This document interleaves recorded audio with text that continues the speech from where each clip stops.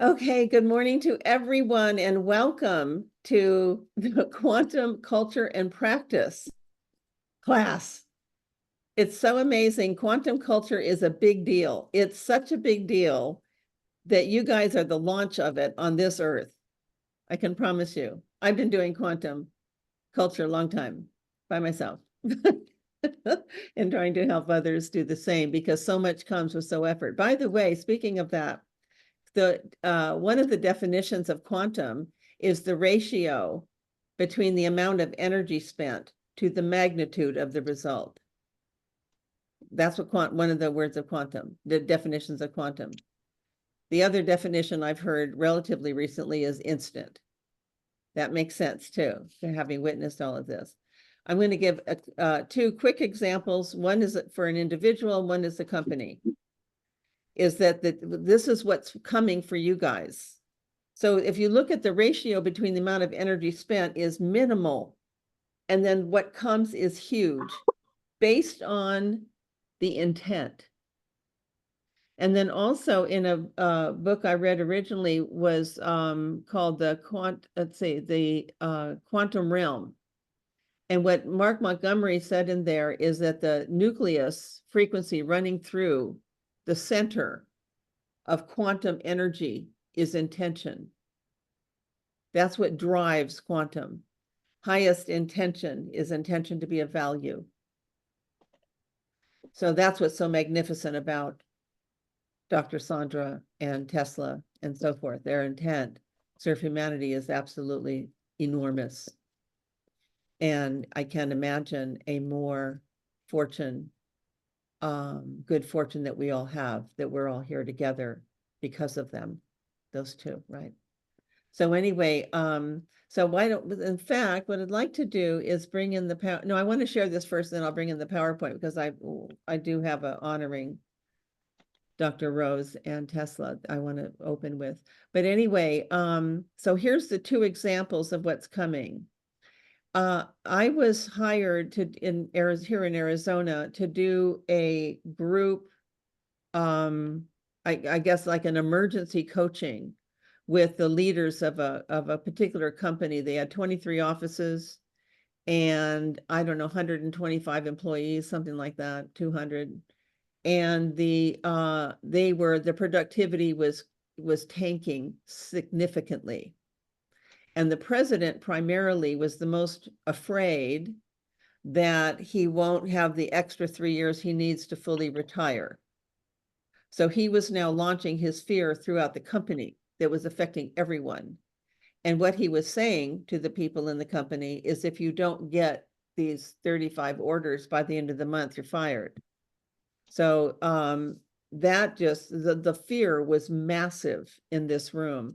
So the people that were in the room was the president, his executive team around him. This was a title insurance company. I think it's in most states, but they do escrows when people buy property and all of that. And so you had all the escrow officers, the salespeople, the head of different departments, and then the president in that room. So when I walked in the room, and I want to get into this a little bit because it will set the tone of where we're heading and what's possible. So, and the corporate ownership was in another state. Anyway, so I just opened with who's your customer? Good morning, and who's your customer? Period. It was just like, we need to get to this. This is an emergency. Do you know what I mean? And it was a New Year's Eve, by the way, and a Friday. So that would be not when anybody does business, by the way, is what the thinking was. So anyway, when I asked, the answer to the question with the people in that room was to define the industry that their customer is. So they're in our customer is the real estate industry. It's not a human. That got my attention immediately. And so I said, okay, so in the real estate industry, who are the humans in their industry, right? Right, because the issue in their case was the fear had just absolutely crushed everyone. There's no more humanity even available to them, and that's the problem right there. So that needed to be solved immediately, is to restore the humanity. So saying that, they said, well, real estate people and mortgage banking people went, okay, so what's going on with them? Because the market had done one of those cycles that was terrifying everyone. So I said, what's going on with them? And they went, I don't know, there's less business. So what does that mean? Well, I don't know. So less transactions. Well, what does that mean? I kept saying that until somebody came to some conclusion that was humanistic. So then at some point, they started to go, oh my gosh, our clients could lose their home, because that was the fear that they had. We're going to lose our home now. This is very scary. So when it got to that, well, they could even lose their home. It was like a big aha. And then I asked the question, are any of your clients single mothers? And some people started to cry. So in that moment, the humanity was restored, first of all. Second, I said, here's the business plan for the next 90 days. We're going to go out in the field and we're going to meet with our clients, but we're not going to ask for any business from anybody. The president had a heart attack sitting in the corner when I said that. But anyway, so be it. It's an emergency. But what we are going to do is we're going to stand by our client's side until they win. That's what we are going to do. And we're going to come up with all kinds of ways on what would be of highest value to them to nourish, encourage, support, and uplift the people that are as afraid as you are in here. Two things happened immediately. Number one, first thing that happened, they were so, you could feel the energy. The temperature in the room went like 15 or 20 degrees in an instant, hotter, in an instant, because they were so relieved they don't have to go out and beg people for business that they don't have, and how humiliating that felt and how much suffering that is. And then all the energy it takes to fake, I really like you and want to just hang out with you for a while because you're so wonderful. Oh, by the way, do you happen to have any business? And do that 20 times a day. They were relieved from that burden. So the lightness was there. Number two is that let's have a conversation about what would be of value to them to encourage and etc. So for the balance of the day, the conversation was around what could we create? And it was the energy was so, they were like, what we could do? Because what they have, what I knew they had inside of them, with everyone here on this call said, you all said the same thing. I had a calling. I had a calling. I knew it. Here's why that's true. Is because we're at birth, we're given gifts and talents. We didn't earn them. They're given to us to use them to serve people. And so I've noticed as a coach long time that when people say something's missing, maybe it's the career I have, maybe I should be doing something else, something's missing. What's missing is that they're not using, the gifts are starting to, like the idle of a car, and they're kind of still here looking for something to do. Do you know what I mean? The gifts aren't being utilized. So that's what that feeling is. So as a coach, then I activate that and put it in the mix of how they create their income streams and serve their clients. And then it's all solved. So anyway, the people were so excited. Now the energy is now very high, because what we could do is this. And then what if we bring in, and then I was going to do, business design classes to get them, moving in a way that, so that the clients it was all fear-based everywhere.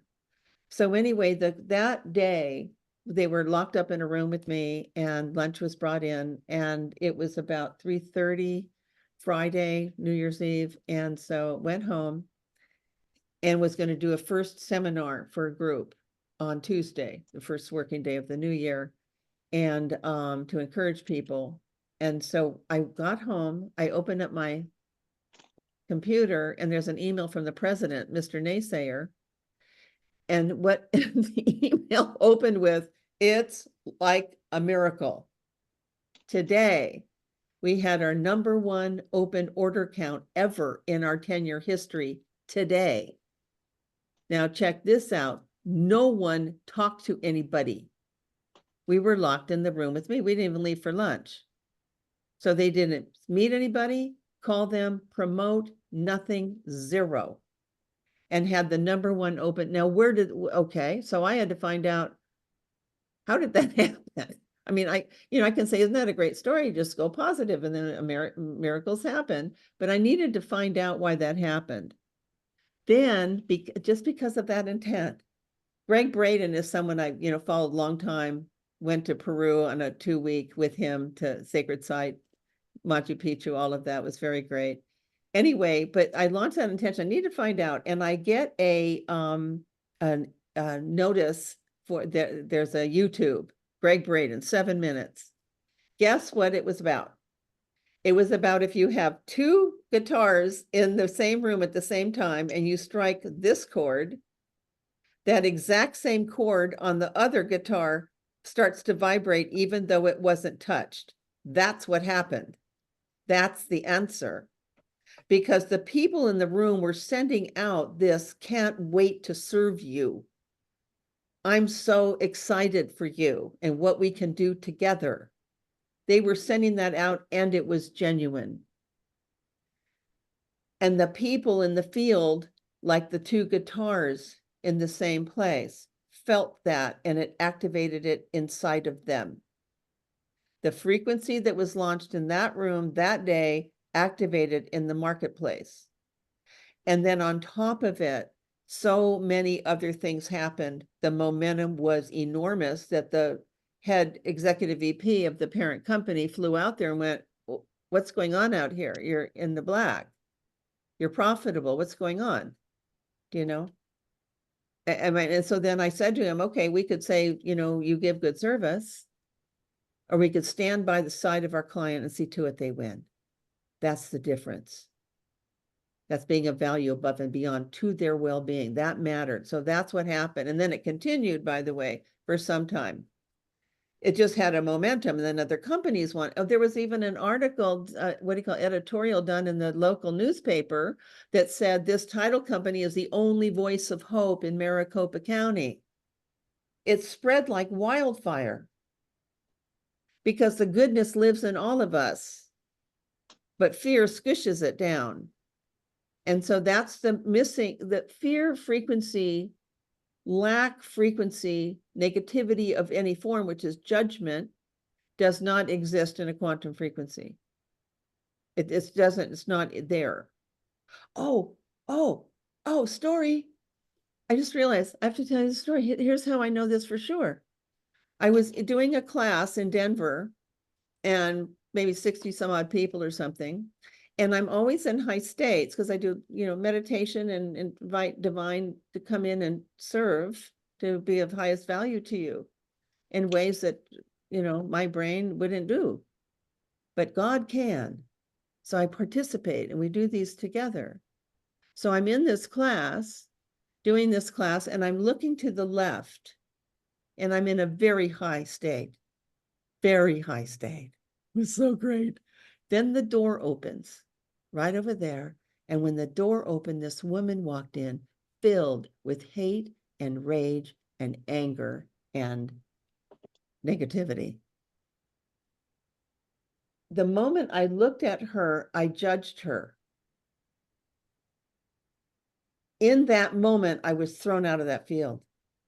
That's how I know that kind of frequency does not, and it's not like being thrown out because I was bad. It's just you're not a frequency match. By now, it's like changing the radio station to another or part way to another station.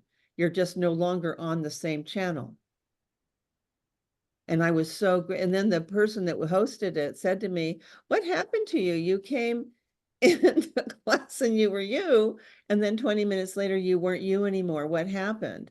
You'd think I'd apologize. I did not apologize. I went, oh my gosh, I have a witness. I have a witness to what I'm teaching. You can be in a high state the moment you judge. Negativity emerges somehow from judge, which is ego-based. The minute that happens, you're just not in that frequency anymore. And I said, I couldn't be more happy that that happened, because now I know for sure, So that's one part. The other part, an individual, same kind of set situation. It was the lockdown COVID stuff. And she was also in real estate.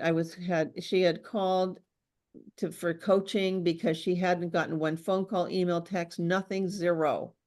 5.5 months, nothing.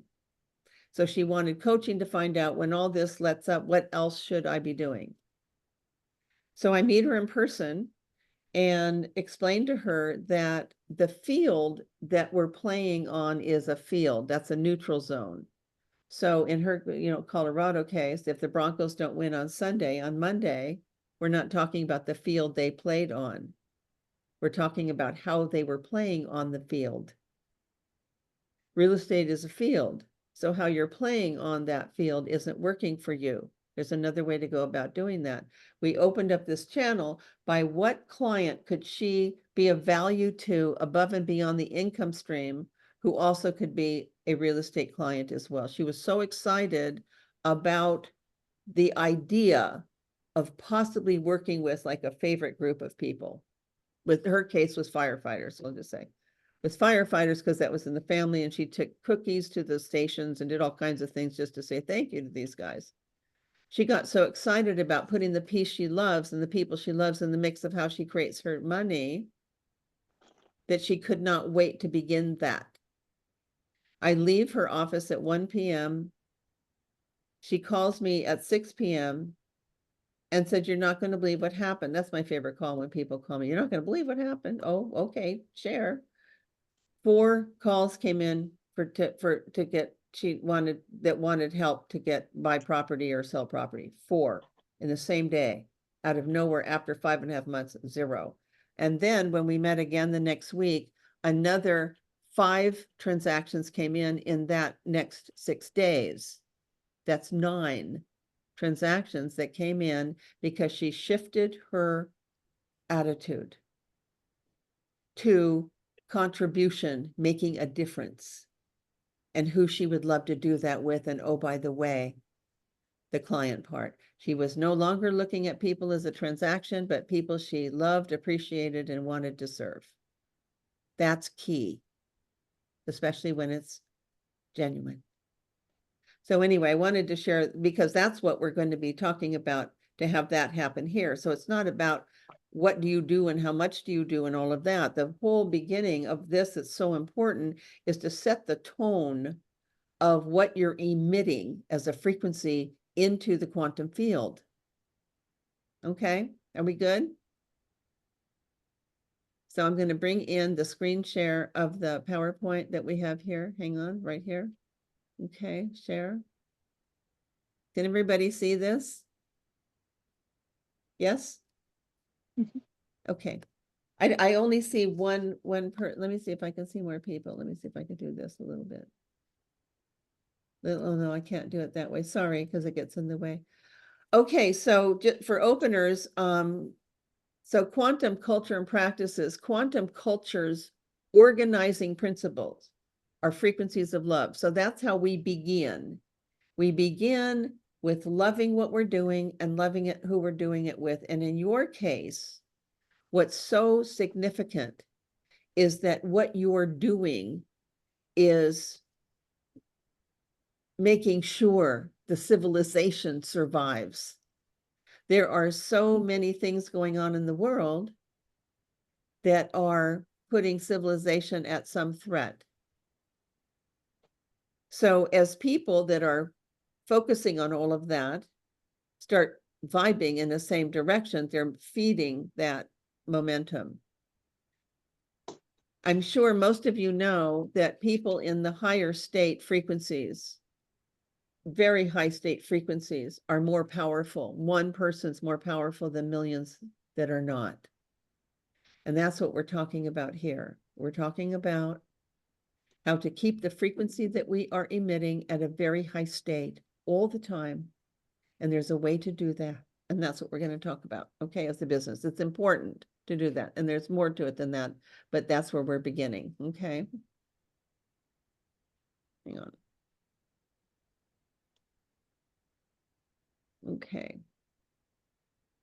So this is thank you to Dr. Sandra Rose Michael and Nikola Tesla for the value that they continue to offer for the well-being of humanity.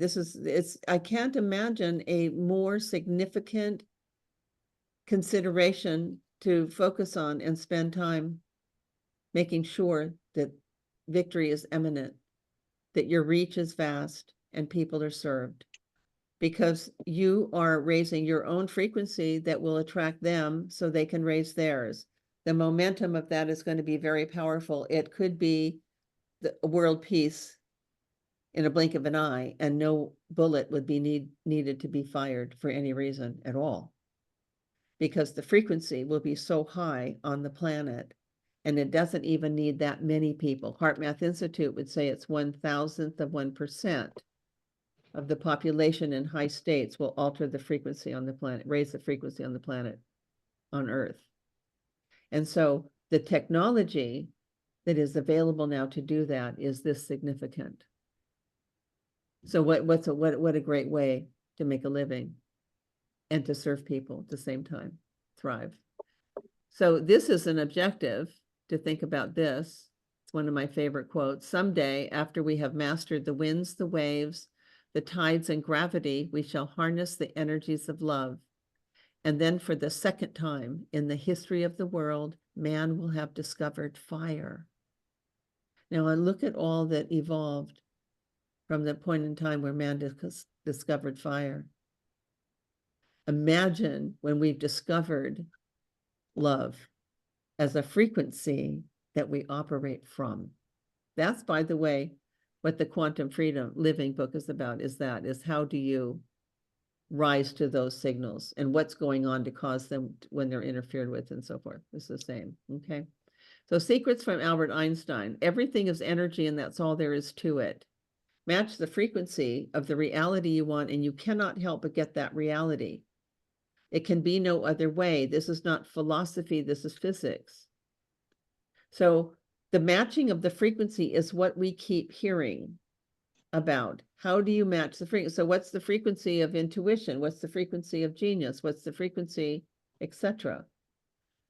And so those are all high state frequencies. So it doesn't have to be the exact frequency of a genius.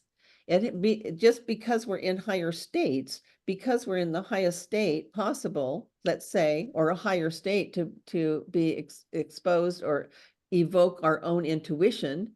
Intuition is genius also, because intuition is telling us what best for us for the moment and then the future, as connected to the future. So intuition is, in a sense, genius. Does that make sense? Oh, good. I get to see a couple of people here. Okay.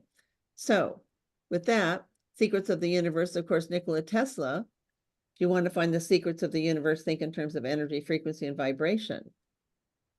If we factored, before the book was written, I had this enormous aha that if everything's frequency and that's all there is to it, not philosophy, physics, then that means genius is a frequency, not an intelligence capacity, a brain thing. It's a vibrational thing. And HeartMath Institute would also say, from their studies, that the most powerful frequency, that's 5,000 times stronger a signal being emitted from us, is the signal that comes from our heart. And when that happens, it's the dominant signal.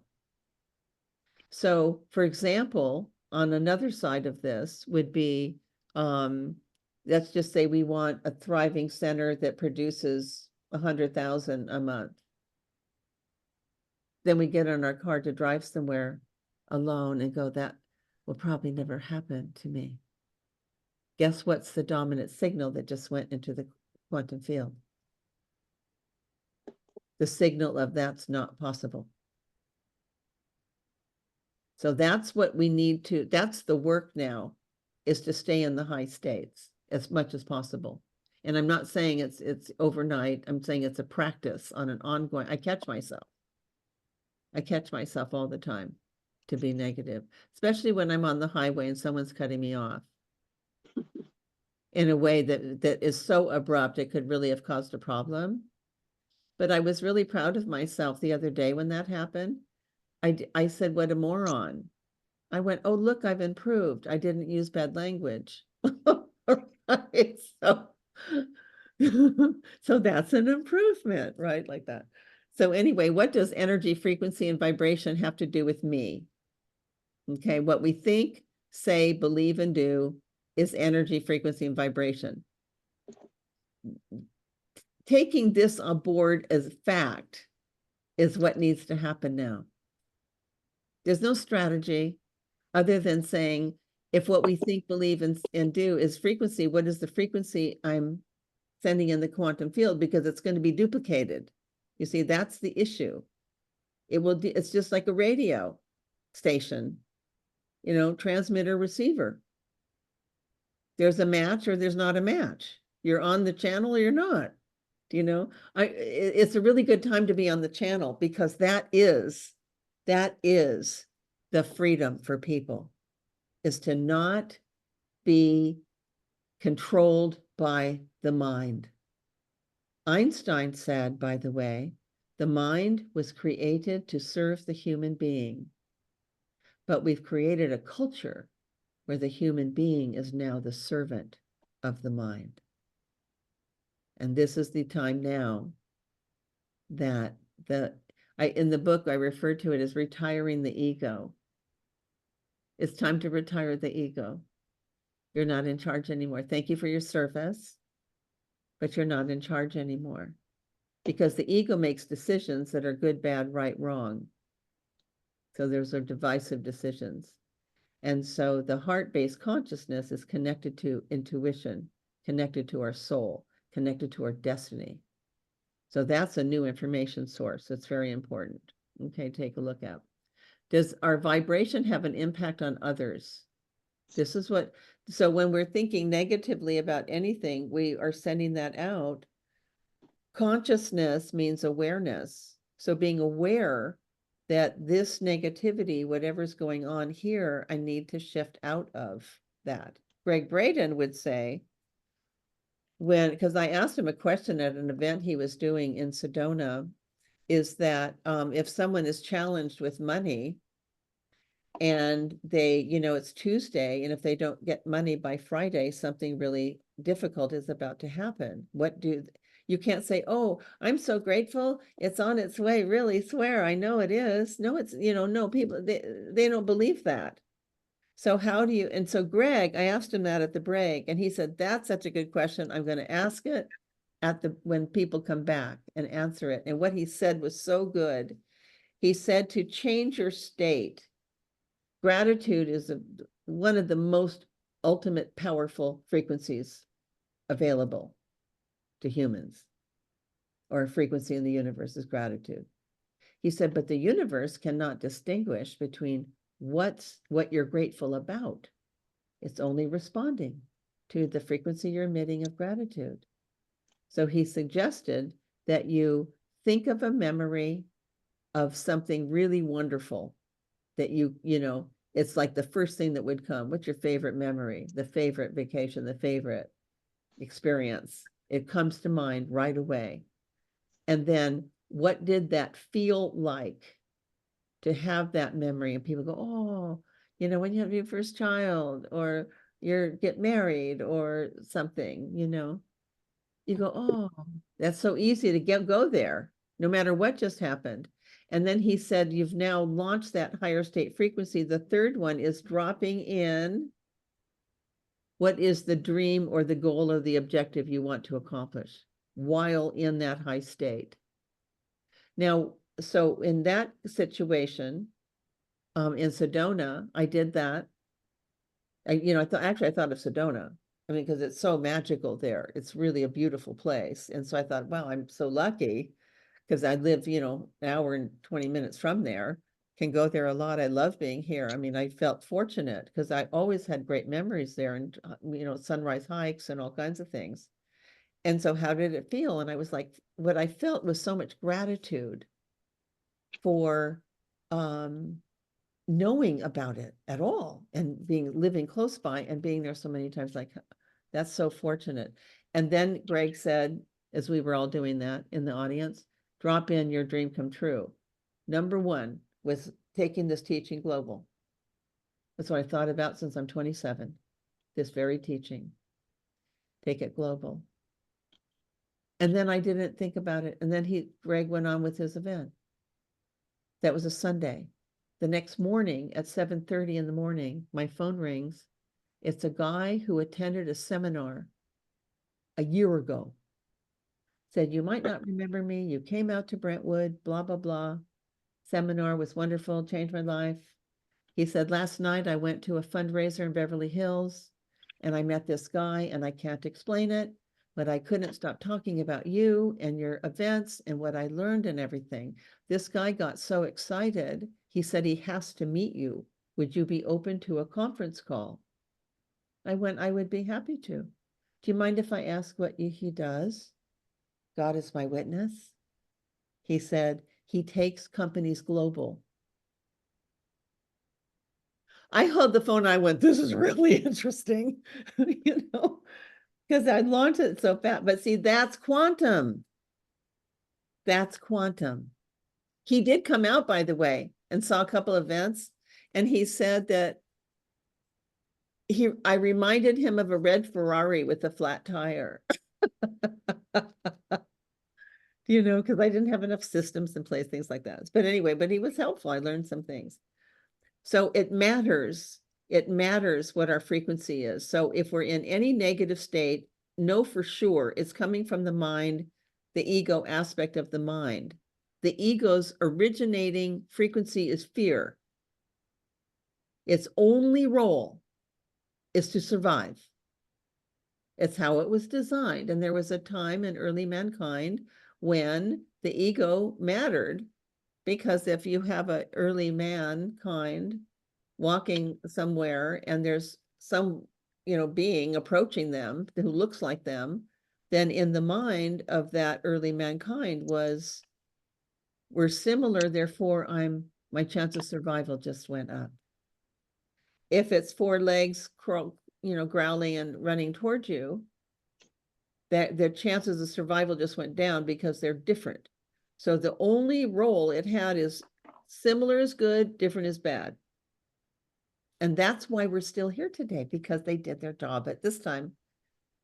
Time to retire the ego. Not, you don't have, I mentioned to a girl that I was talking with the other day, a younger girl, it was so funny. I said, it's a bit like retiring the ego is a bit like taking the car keys away from grandpa. You know, it's like grandpa, we still love grandpa. So thank you, ego, for all you did, because we're still here because of it, but you're not in charge anymore. Grandpa, you're not driving anymore. We love you, but you're not driving anymore. So the ego is no longer driving our life. It's heart-based consciousness. Heart-based consciousness is where intuition lives. Intuition is the GPS for our moment and our future. It's a big deal to operate from an intuitive state of being for information. Like, how did that feel? Like people are getting a lot better at this. It was really foreign in the early days to do this. So anyway, Maya Angelou said, do we have an impact on others? And she wrote, I said, I've learned that people will forget what you said. People will forget what you did. People will never forget how you made them feel. So when we're talking about our mission is to raise consciousness on Earth that will contribute to the evolution of humanity, when that's why we're here and what we're doing, and we're the leaders and the trailblazers for that, then it matters what signal we're emitting, because it's going collectively into the field. Okay, any comments? Comments or questions? Okay. So Maya Angelou, she also, I love this quote she did: when you learn, teach, and when you get, give. That's a high state. That keeps you in high states, by the way. When every moment you interact with someone is some kindness. When I go outside and interact with people, my only thought that I wake up with is I intend to be of value to anyone who crosses my path. And I say that until I'm fully awake. And then you'd be amazed the kinds of things that happen when you do that. And the experiences you have are unbelievable. I intend to be of value. I don't know what that means today, but my intention is to be of value. And the small, what I noticed too, by the way, about frequency is the smallest of kindness is the hugest of frequency when offered sincerely. Okay. Okay, what is the objective of being happy? What's the objective? Because see, these are frequencies. These life conditions matter before we talk about doing any doing. Would anyone want to speak on that?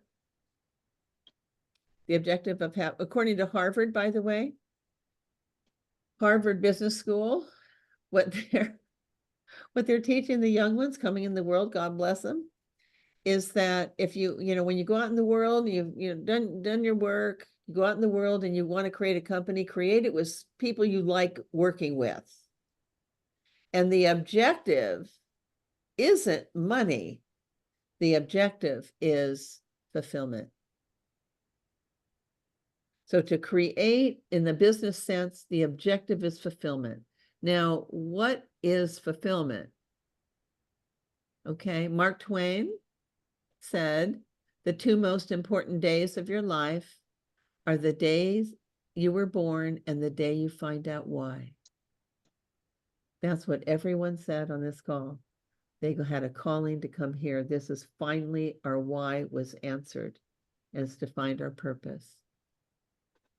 But to understand that the purpose is raising it's the evolution of consciousness. It's raising the frequency on this earth, which can happen effortlessly. And then the out of the blues are just amazing what starts happening, like out of nowhere, like no effort. Like who teaches that? Or the effort's so minimal. It was just amazing. So check this out. This guy's one of Harvard's law professors. I don't know if he's still there teaching law. He's so famous in the world now. But he noticed that his students were so struggling, suffering, sleepless, because it was, it's such a hard course. And so what he decided to do was so that they could, get, grade better, really, and learn more and more fun, is to teach a class on happiness. So he wrote a book called, it was a course at first, and then the book is called The Happiness Advantage. And in the book, it's real funny where he wrote in the book that when he asked that question, like, has anybody gone out and had a date in the class? Who had a date? And he said, one guy said he had half a date. He said, I've never figured out what's half a date, but better than no date, like that, right? That's right. And so, try not to be a big picture guy, but it's always nice to have that. Say again?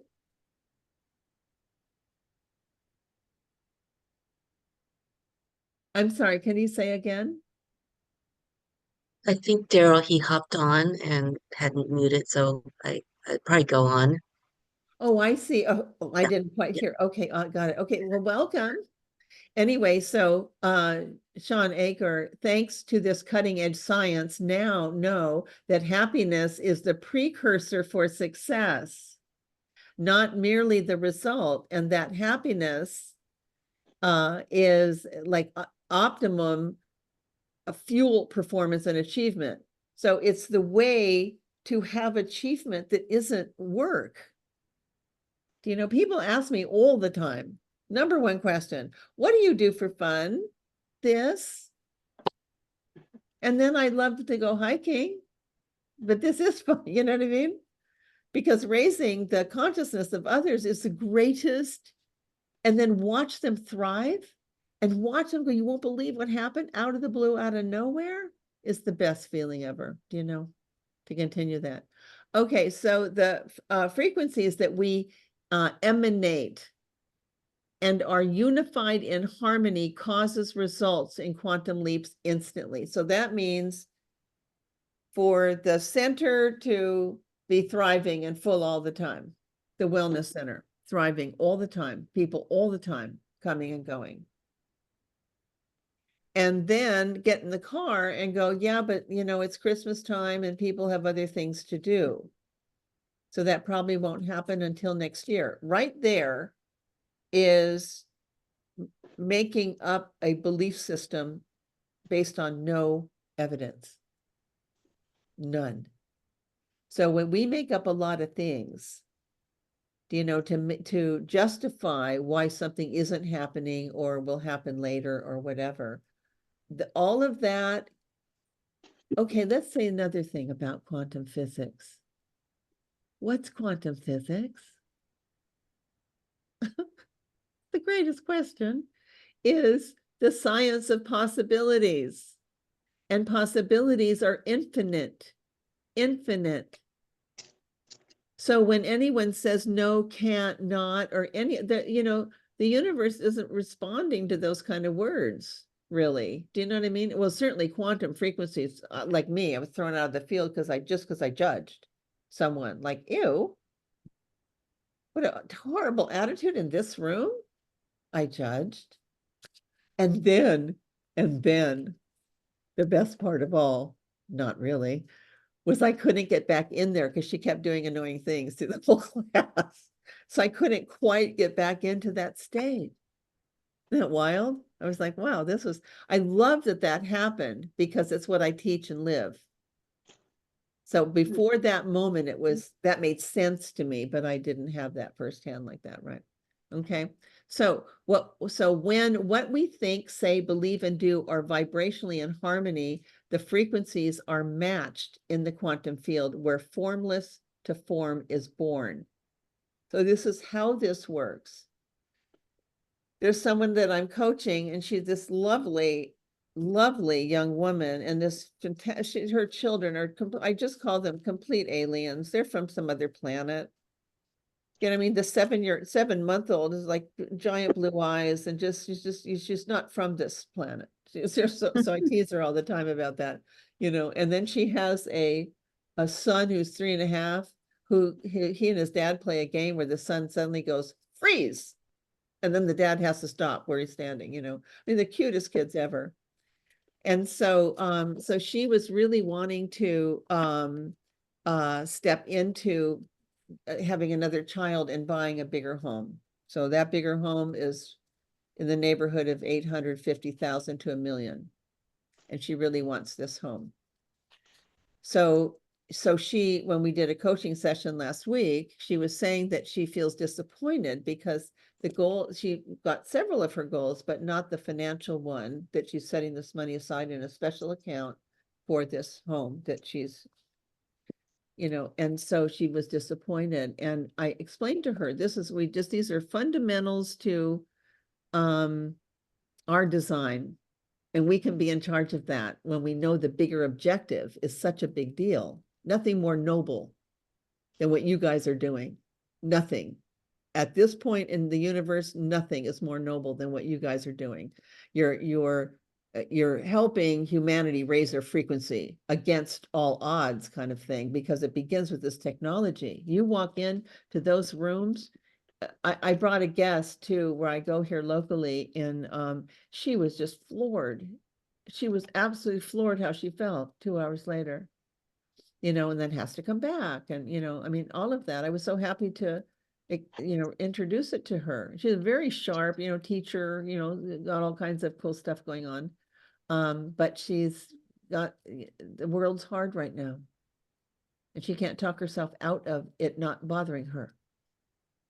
However, you raise your frequencies and you're not judging. You know what the difference is?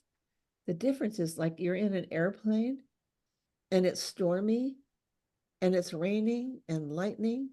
It's dark. The plane is bopping all over and scary.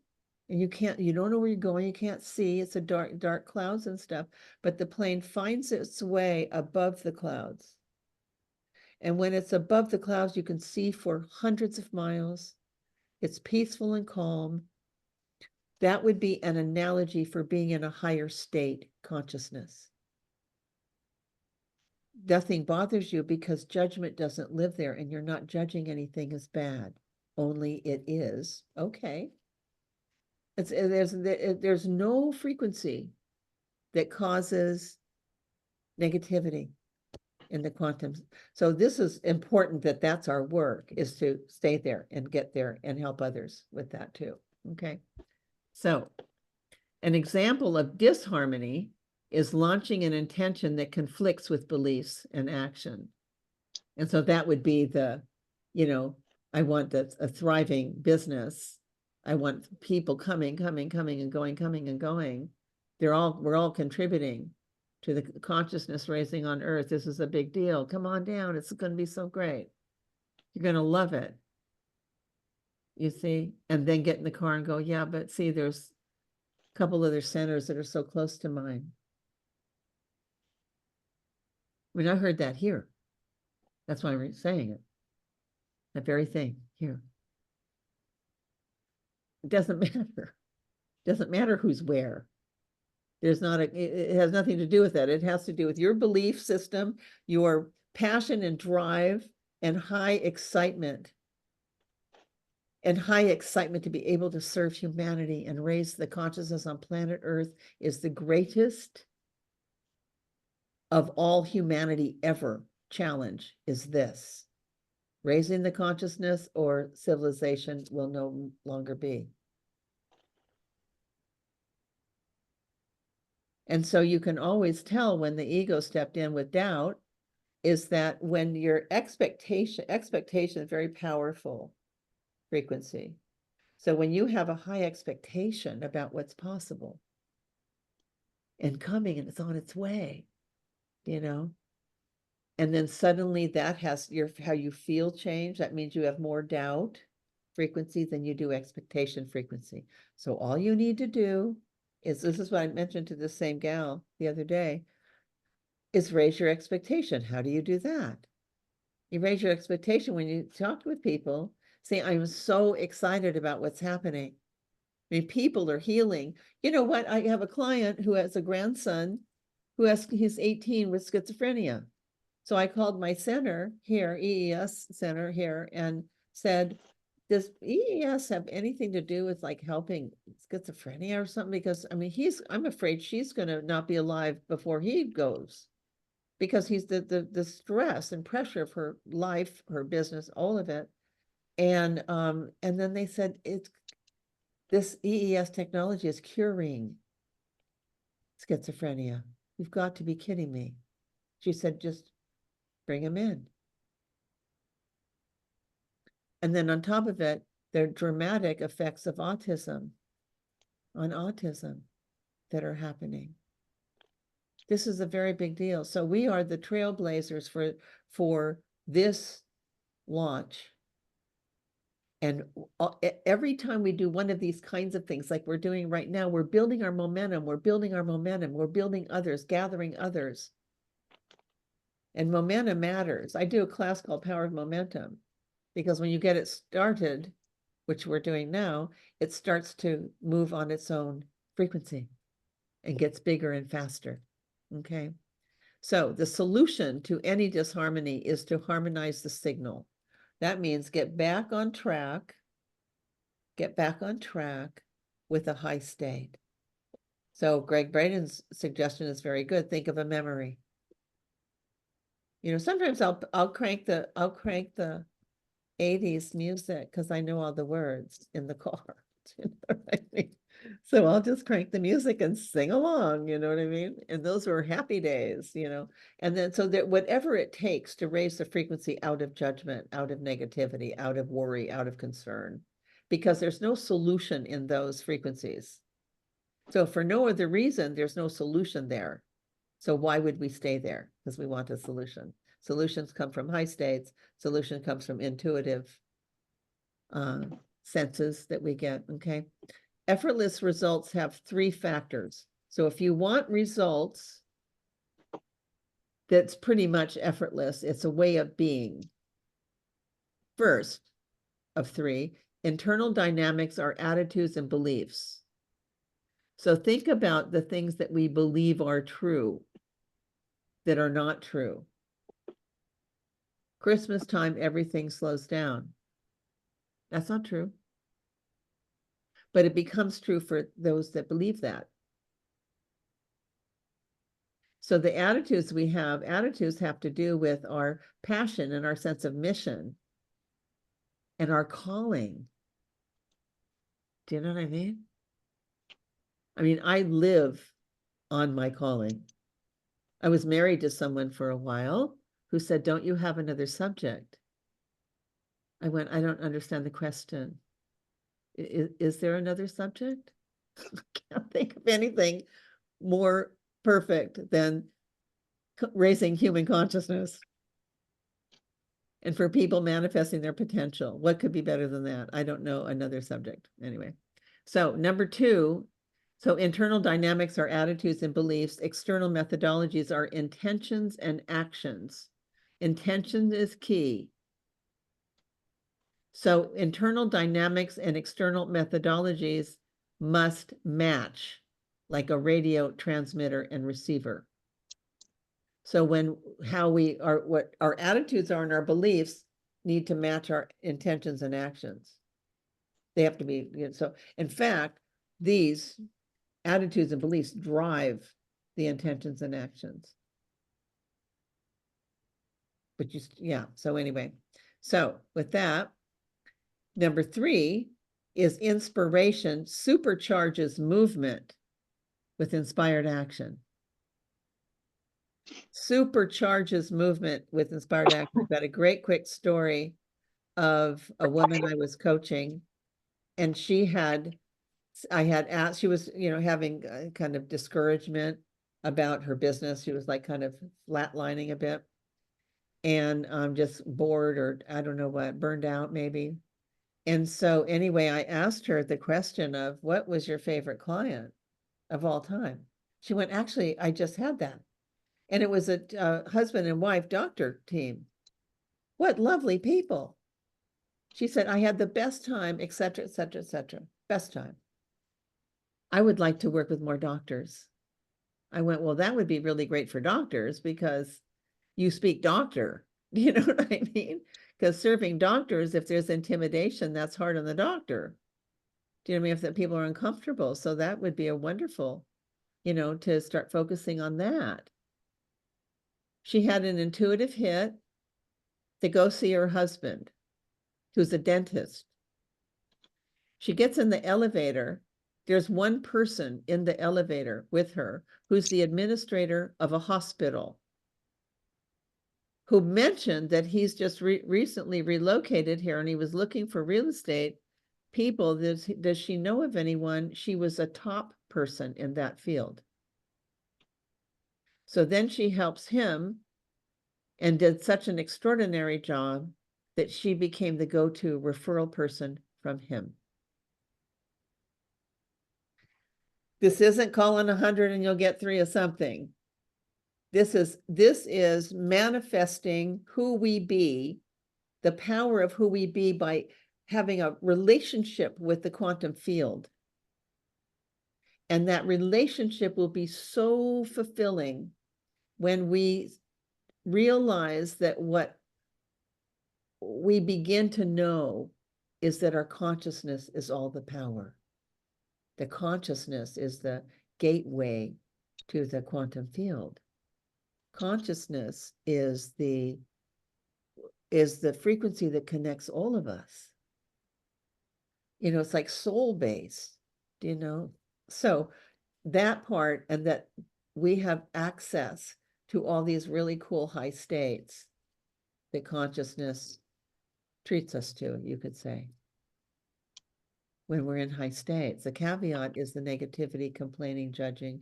That needs to not be there anymore, because that interferes like a static. So the things that we want are detoured for a bit by our frequency. So the primary job is the frequency. Inspiration activates intuition, and intuition is connected to the intention launched. This is the biggest deal of all right here. This one. You might want to write this down because this is just in a nutshell what's happening. Inspiration activates intuition, and intuition is connected to the intention launched. And it's connected to the future on top of it. So then something happens in the future, right? Do people need a break?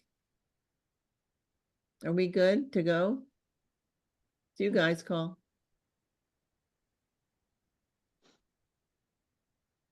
Yeah, let's do a break if we can.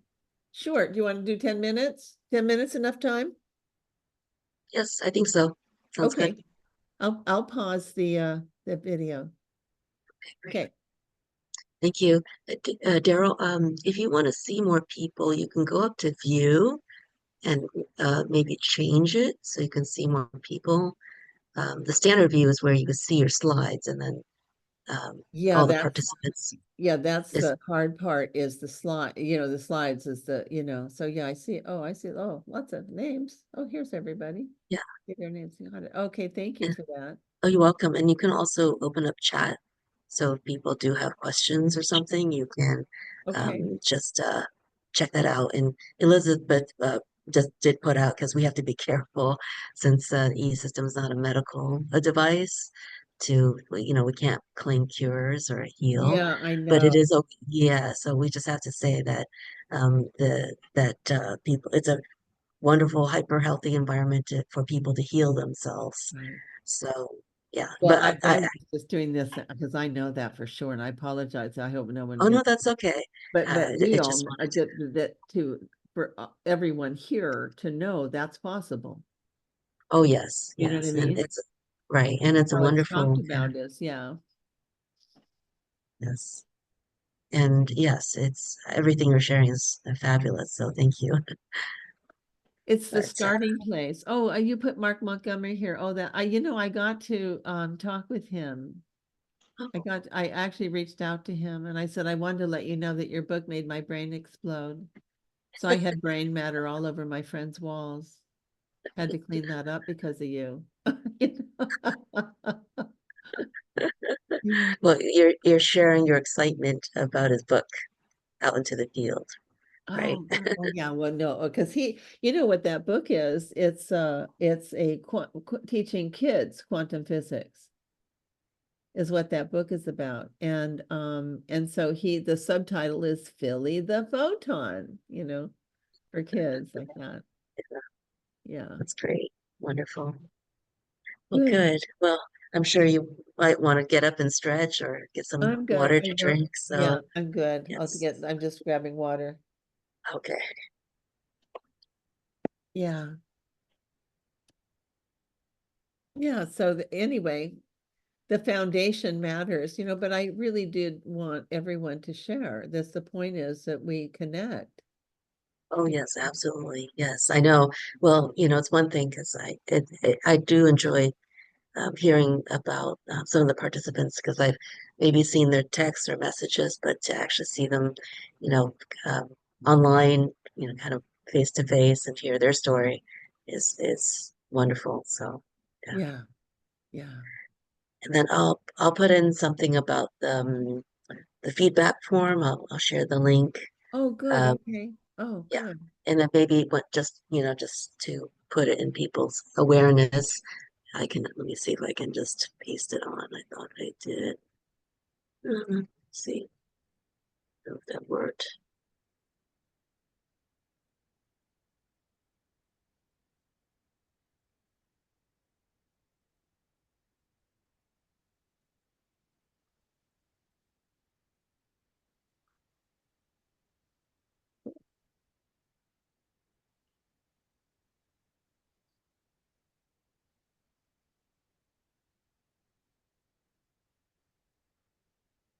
Oh, yeah. I see this here. We're instructed not to say heal, cure. I thought among ourselves we could say that just so that Well, we are deeply yeah, aware of how magnificent yes. this is. Oh, yes, Yeah. absolutely. I know it is pretty amazing. So if you don't mind, like when we come back, I'll just mention about the Oh, feedback please. form. Yes, Yeah, that please. way Yes, because that way it'll be helpful just to give feedback to you and also like Yes. to share it, with um, just other Mhm, e-center stewards or mhm. e-system or whoever, might be interested in, yes, taking a look at that. Yes, yes. That would be great. Yeah, and then after too, we'll look at January and maybe set up 2 different dates Hmm. there for people to come, like different days. Like Hmm. maybe a Tuesday and a Thursday, or something like different Right. days and different weeks to Hmm. accommodate, and Hmm. yeah, Yeah. and organize Though all the of that. Yeah. Yes, though the second class, January 15th, still works for you, right? Same Yeah. Oh, time. yeah. Oh, yeah. All right, Same great. time. Because this is now the time to practice because there are 7 steps that have specific things in there to consider, Right, Um, right. yeah. So, and then the practice of it, but even any one of the steps practiced will change Mhm. everything. Doesn't Right. have to be all 7, doesn't have to be 3, and it's the first one matters, everything. Mhm. First step matters, everything, Right, right. because it Yes. launches but there's so many experiences of, Hmm. when people, so I look at opening up the channel inside someone Hmm. by, um, I don't know how, I can't explain it. It's not like a strategy. It's a knowing that when they're vibing at a high state, then they and the law of attraction is now in motion. Right, absolutely. So Yes, that's the function, is to open yes. that, you know, Hmm. that part. And then Absolutely. sometimes come up with different ideas and, that might be of interest, and yeah, to them. Yes, but I love how you put everything together, just connecting lots of things that you're sharing today. Oh, The stories are really powerful too. So thank you. oh, which has been my challenge through all the years on this, because everything we're talking about is free. Mhm. Because when we send out the signal, people come from out of nowhere, kind of thing. Right, right, And it's more fun to do it right, this way. And then, but the indoctrination of other ways that businesses run is so intense. right. It, Yes, absolutely. I did an event up in your neck of the woods at Berkeley, Hmm. not the university, but in that neighborhood. And I had a client up there, Commerce Bank was a bank up there, maybe. Hmm. Still is. And anyway, and they had about 450 people. This would have been maybe 2016, maybe 17, something like that. About 450 people in the audience. And after that, it was at there's a, what do you call it? I think a Ritz-Carlton hotel up there. I think it was a Ritz-Carlton hotel. And so the chairman, I wanted to get my renter car back to the airport, and I didn't want to sit around because of traffic and all that, because of Oakland Airport. And anyway, so he said, no, come and sit with me in the bar, by the fireplace, and these high back chairs, also elegant and everything. And he said, I have one question for you. How many people do you think you reached? Now that was now hardcore, real estate banking people. Hmm. That their indoctrination is significant. Hmm. And so, and I was aware of that. I keep going anyway because I plant seeds. It's not my call what they do. So Right, right. anyway, he said, how many people do you think you reach? And I said, I'm probably bragging if I said 5%. It's probably 1. Do you know what I mean? Because all of the teachers that are the speakers and the rah-rahs and all that stuff, it's dominant in those industries. That's in the financial realm, insurance, stockbrokers. It's all about the money Oh, and yes, the people yes. with money, you know. Hmm. So I don't approach it like that. I approach it like, love what you're doing and who you're doing it with, and money flows. And, And that's so different. You know, Absolutely. but like everybody has said here, I have felt this calling long time. And Mhm. this is the path to world peace, is the serving of the client to raise their sense of wellness and well-being. And if you just do that, everything just works out, That's right. you know? And then the final step will be, it's a whole goal receiving part is the seventh step. And so Oh, that's where we great. break down personal, professional, Mhm. financial, physical, spiritual, and what are goals and objectives to receive in there. So, and that'll be kind of fun too, Yes, absolutely. you know? Mhm. Yeah. Well, But- let's see if Yeah. everybody's headed back yet. Some people are there, and well, maybe just a handful back. So Just a handful back. Okay. yes, that I can tell because they have their cameras off. So I assume Oh, that they're still yeah. making their way back. Okay. Oops. I will, oh, just while we're waiting, I will be in Sedona for the Sedona Ascension Retreat in March. So Oh my yeah, gosh, you are. Oh my yes. goodness. I have to It'll be come up fun. there and see you somehow. Okay, Do you have time? March 14th to 16th. Yes. Great. He's gonna be there for that? Uh, no, Greg is not, but if you know, there's some people that, of course, that I love. Like, I don't know if you follow Vivian Chauvet and Ann Tucker's going to be there. Um, let's see, William Henry's there, and I think Billy um, Billy Carson and other people well known. So it looks like yes, about half of the people are back Okay. because other people still have their cameras off. Okay. But you might see in the chat for those who are back a Okay. feedback form.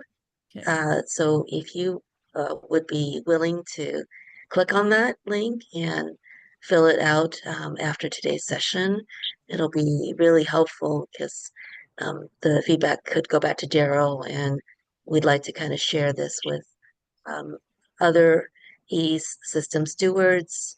Um, and also, Dr. Sandra is very interested in, and I've shared with her about this class.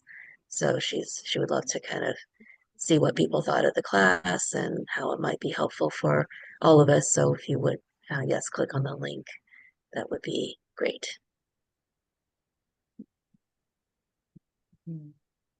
So should we mesh on? Yeah, we could. We good? Okay. Mhm. Okay, so now I'm gonna make this, oh, there like that, so I can see a few people. Okay, Yeah. oh, let me go from current slide. Let's go. There, okay, so the three factors, those three is all you need. Those three, everything is in harmony now to do whatever you're doing. Okay, so intuition, the new genius, by the way, this is way cool. This is Dr. Edgar Mitchell. He was Apollo 14, actually landed on the moon and walked around a bit. Wonderful guy. And so when he was returning to the earth, the frequency, so I met him on a couple of occasions and did a couple of events for his organization called Noetic Sciences, Institute for Noetic Science. Anyway, he said that on his way back to Earth that he had this condition of bliss that he didn't know what it was. He'd never had that before as a scientist. And but the bliss was so enormous that he referred to it as this vast knowing that's so vast, and the frequency was benevolent intelligence, is what he said. And so noetic is the Greek word for knowing. So one of the things he said here that I love so much in this screen is, isn't it time we started calling intuition the first sense? Right? Is that cool? We should be relying on our intuition. And intuition is like a yes or no. It's really simple. You know, like moving in this direction, you get chills. Okay, that's correct. Or, you know,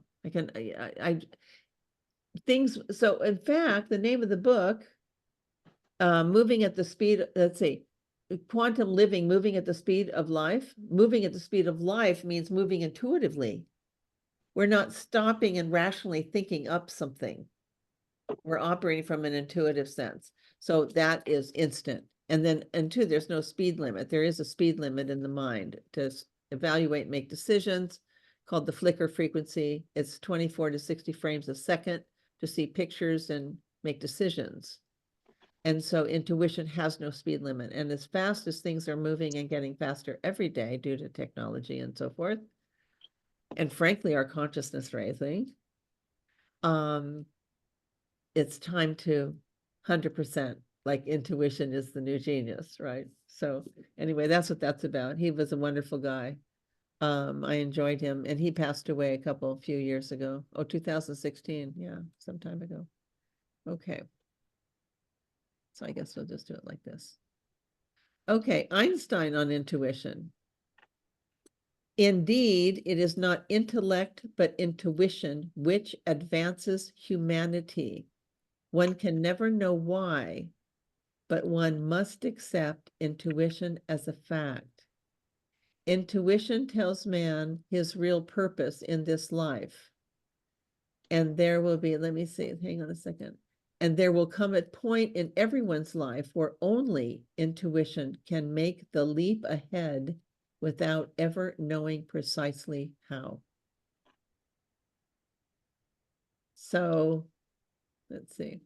The basis of true thinking is intuition. So intuition is part of the success pattern, because the success pattern meaning the thriving.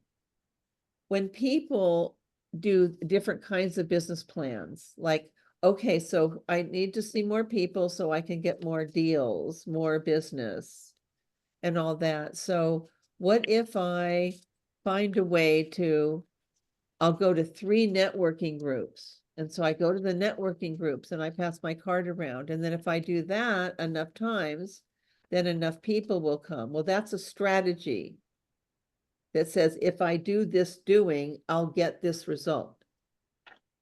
Without any conversation with the universe, by the way. It's like, you know, because the intuition is connected to the flow in the quantum field, the high states in the quantum field that has so much, like my friend Kelly getting in the elevator. She was inspired, she intuitively, I'm going to go see my husband in the middle of the day. And in that moment in the elevator, there's a administrator of a hospital.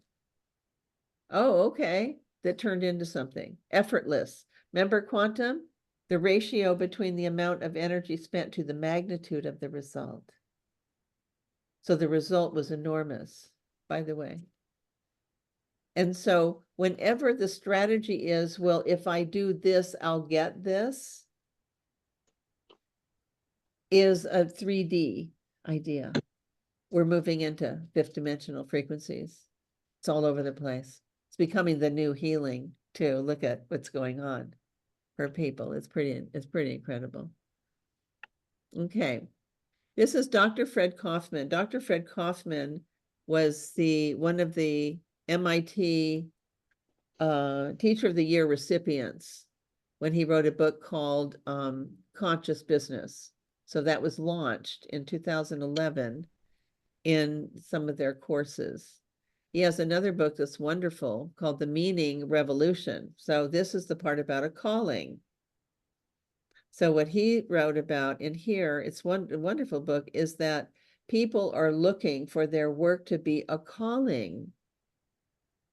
So the energy enhancement systems is that calling. It's such a perfect harmony between doing a work you love, being of such high value to others with this 5D technology. It's like the coolest thing. So calling is is easier to achieve based on this, right? So anyway, what he said here, hang on a second, an effective culture. So we're talking about quantum culture. An effective culture engages employees around a noble purpose, ethical values, and meaningful goals.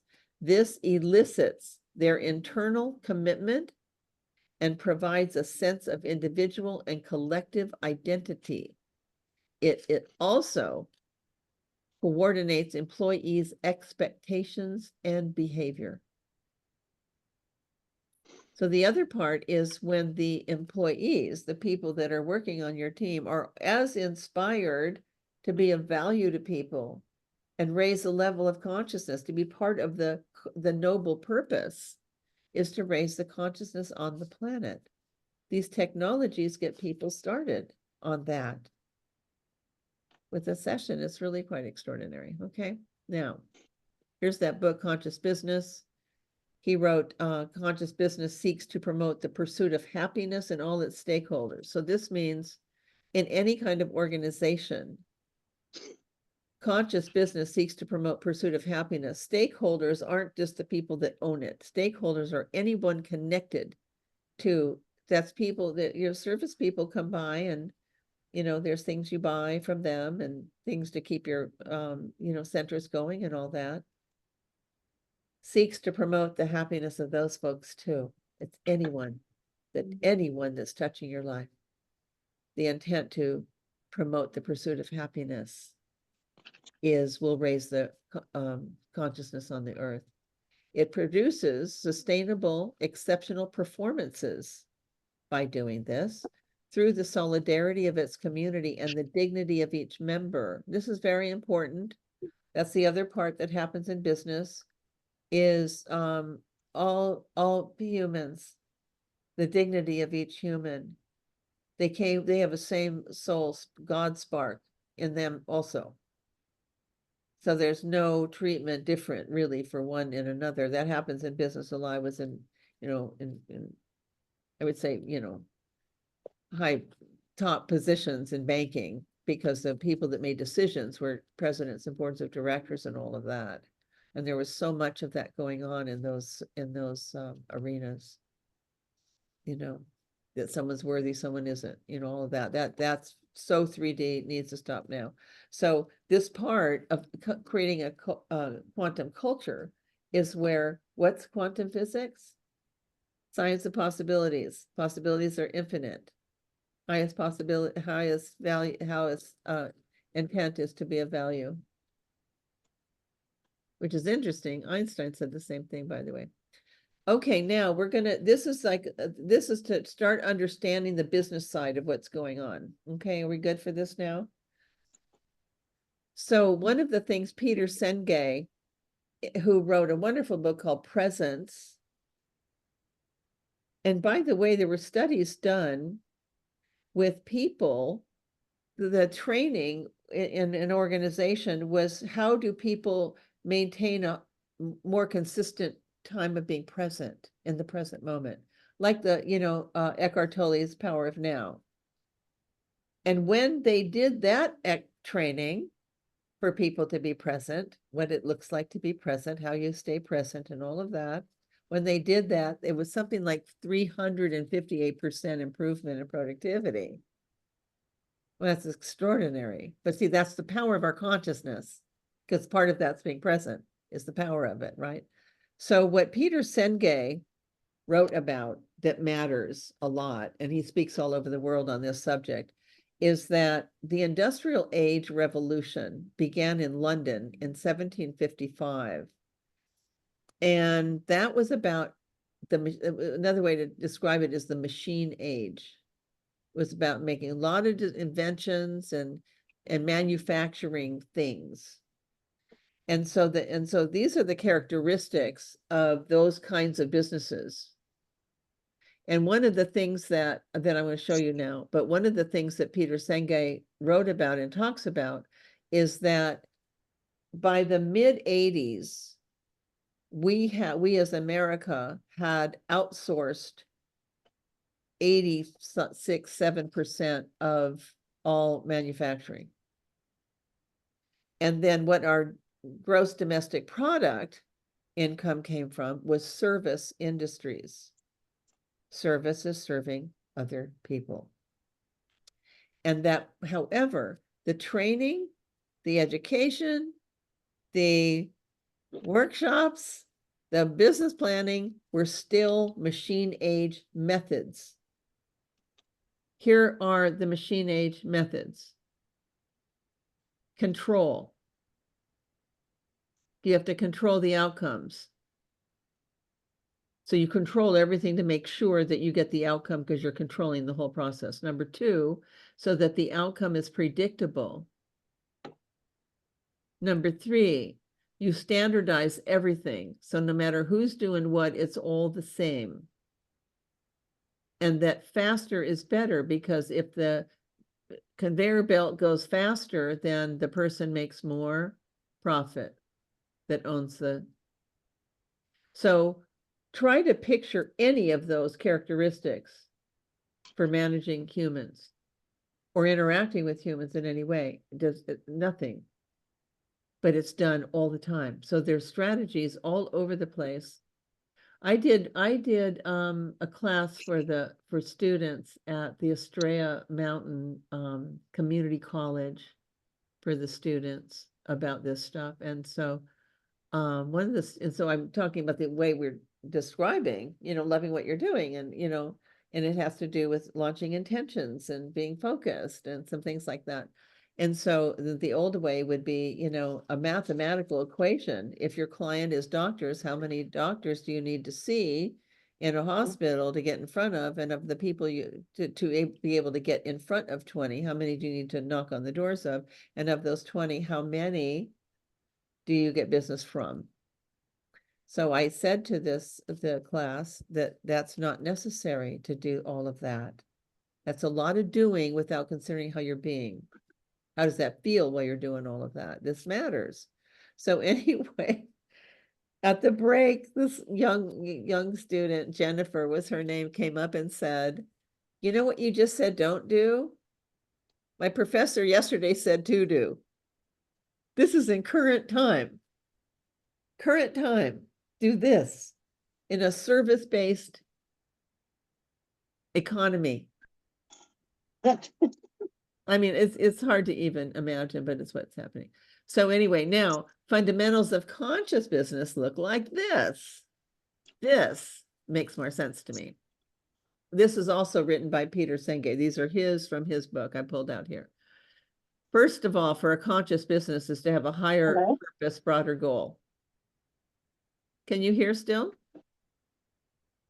I heard someone. Can you hear? Yes. Okay, thanks. Okay, higher purpose, broader goal, which everyone has already stated, that's a piece of cake. You know what I mean? Because we have this amazing technology and we have like the best purpose in our destiny and our mission to raise consciousness and improve the quality of life on Earth, which, by the way, this is my opinion based on looking at lots of stuff, studying things, studying geniuses, inventions, and all of that. And it occurred to me, of all the people I was looking at while writing this book, why are we still talking about Nikola Tesla? Is really the one we're talking about still. What was his intention since he was a little kid? He lived like a monk. His intention was to harness nature to improve the quality of life for humanity on this earth. That's all he thought about. That's all he did was that. So anyway, higher purpose, broader goal is easy for us because we're in this perfect situation. Perfect. The great technology, wonderful people connected to it. And it's really, no kidding, helping people enjoy their life more, feel better, healthier, more energy, vitality, less stress, making a difference in society. Hello. That's exactly what you're all doing. Me too. right, is making a difference. But this is one of the, to be a conscious business would have this component in it, making a difference in society. So what would that look like around your, where your wellness center is? Just what would just, something to just take, just, it's a question to ask. Leadership is developing the potential in others. Here's how this looks in a corporate setting. When the sales manager of a company that, you know, is called in the office of the president and said, your numbers are down, what's going on in your department, you better go, this is what I've actually heard word for word, so that's why I'm going to repeat it. And let me see something here. Wait, I want to make sure, just a moment.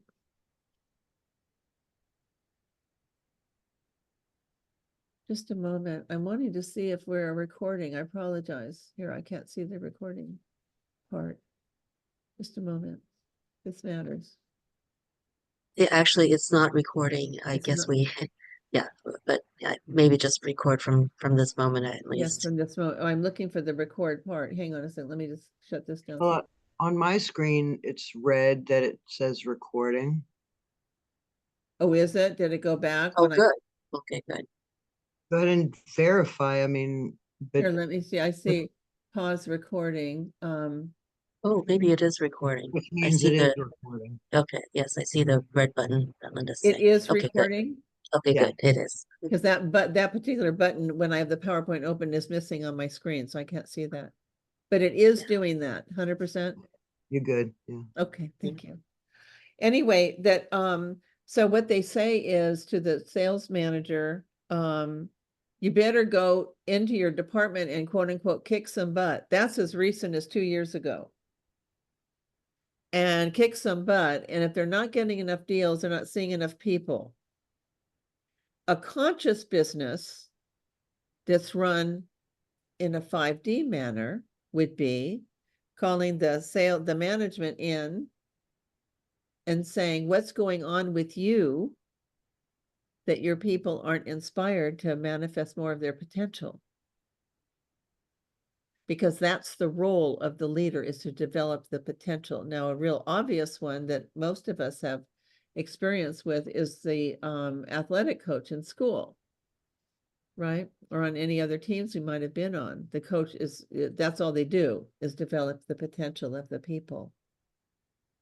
I was in the, what do you call it? Junior Olympics, got 2 gold medals in that, in high jump and 50-meter low hurdles. And the medal was for high jump.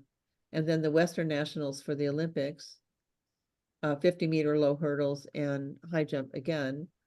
And then ultimately went into commercial banking.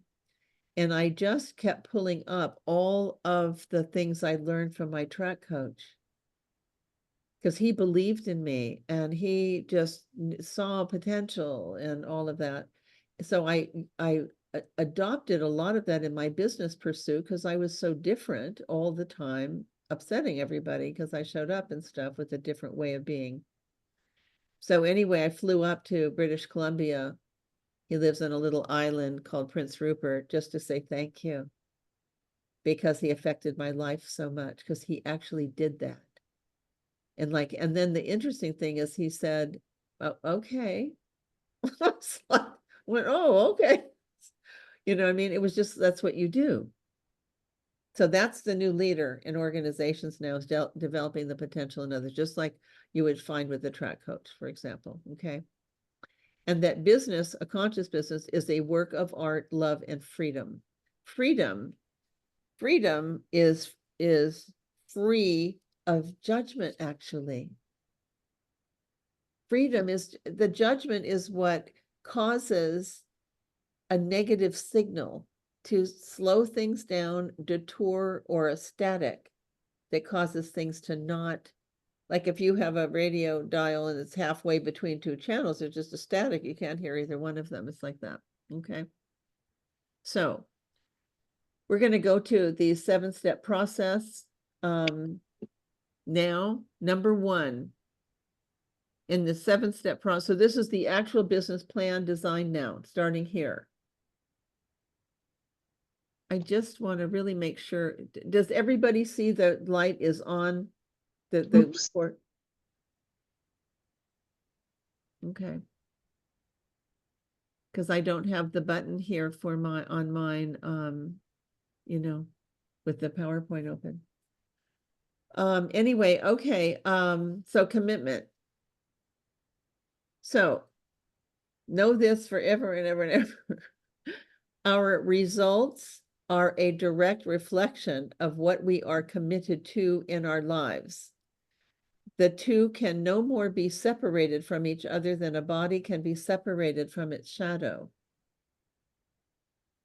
So whatever is the result we're facing, it's actually experiencing or observing, it's what we're committed to.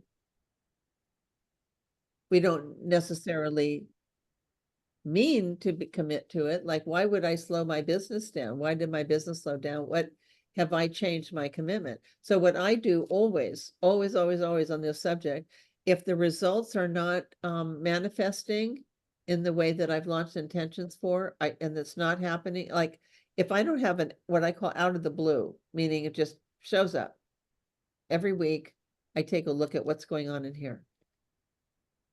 What's going on in here? Did something slow? Am I carrying something? Did I feel a disappointment? You know, etc. What's going on that's causing this to happen, and clean it up. And how do you clean it up?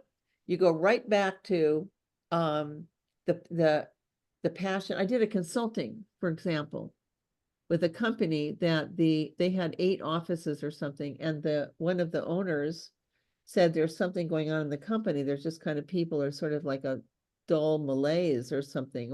I don't know. And they've been here a long time. So what's going on? So anyway, the consulting project was all the people that headed up the different offices, and then their assistants, and then people that head up different departments. And I asked them, why are they still here? Like, what caused them to come to the company in the first place? And why are they here still?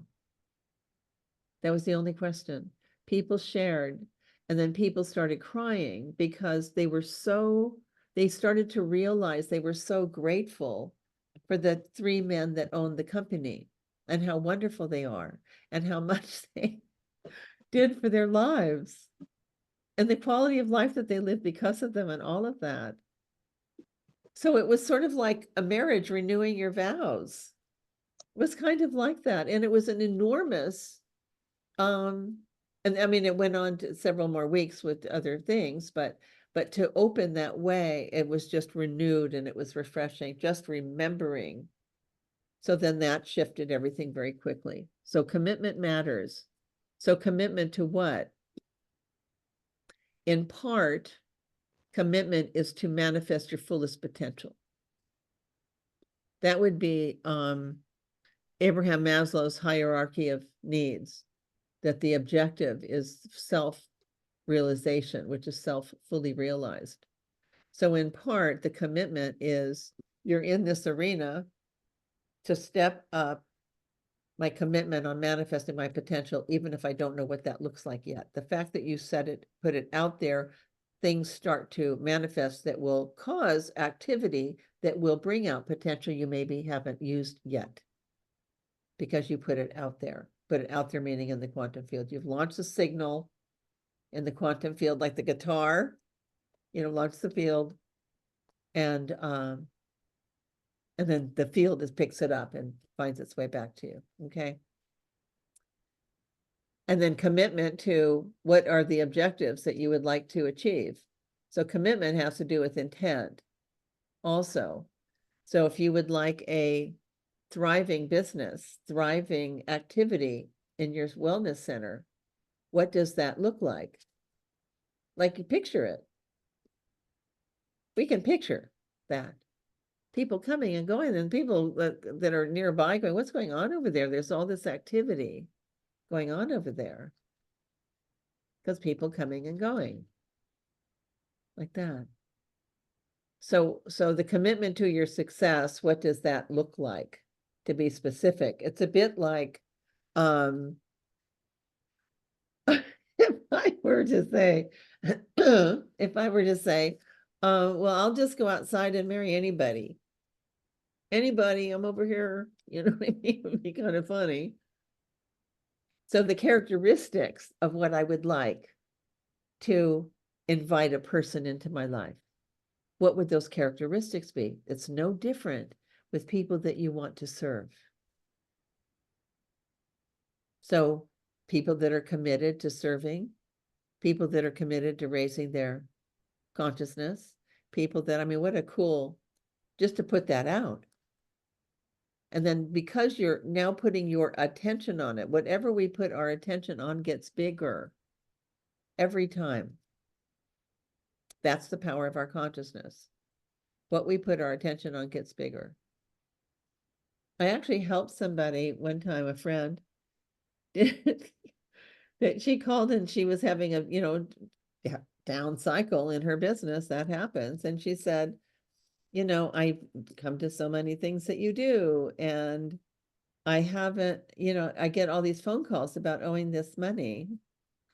And I don't want to keep saying, I can't pay you, I don't have this money, because I know I'm attracting more. And I said, well, part, yes, because you're focusing on the stack of bills. And the more you look at it, the more bigger it gets. And she's asked, how would you shift that around? And I went, well, you could do it like this. Try this. Somebody calls you and say, hello, you're delinquent on this payment. I'm so happy you called. The future is so bright, I can barely breathe. It's not, the money is coming, I'm telling you, like an avalanche. I'm just so excited. It's not here today, but it's on its way. I'll tell you what, I'll make you a deal. The moment it comes in, I'll call you first. How's that? So she started laughing. She said she actually did that. And that when she said, I'll tell you what, make you a deal, that as soon as it comes in, I'll call you first. The guy went, oh, okay.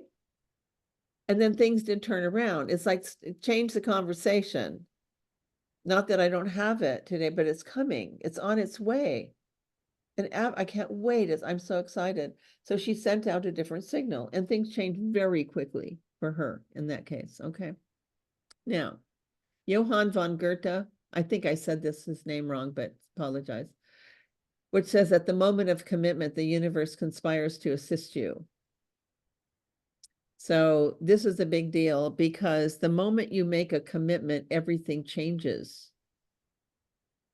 I know in the early days of my own business development in a bank and knocking on doors of companies to talk with presidents, I was completely unqualified. And nobody in those days I called it talk to girl bodies, to boy bodies about money. It was just not done. But I was at a bank that was very progressive, and they were going to give that a shot. What the heck, you know? And I happen to be one of the lucky few women to actually get that a go. There were so many people that kept saying, you don't fit, you don't belong, et cetera, et cetera, et cetera. And so I started to agree with them, and I had to stop that, because I knew that this job had a destiny piece, and I'm supposed to be there, and I'm supposed to win doing this. And I won't get this chance again ever, I felt. So I went, if I had a meeting, I went up the street, I changed my commitment to, I'm going to find a way to win at this. And I have to change my mind about me and my value. So I made a list. I was right up the street from wherever the meeting was, and I sat there and made a list of words that defined me as a person.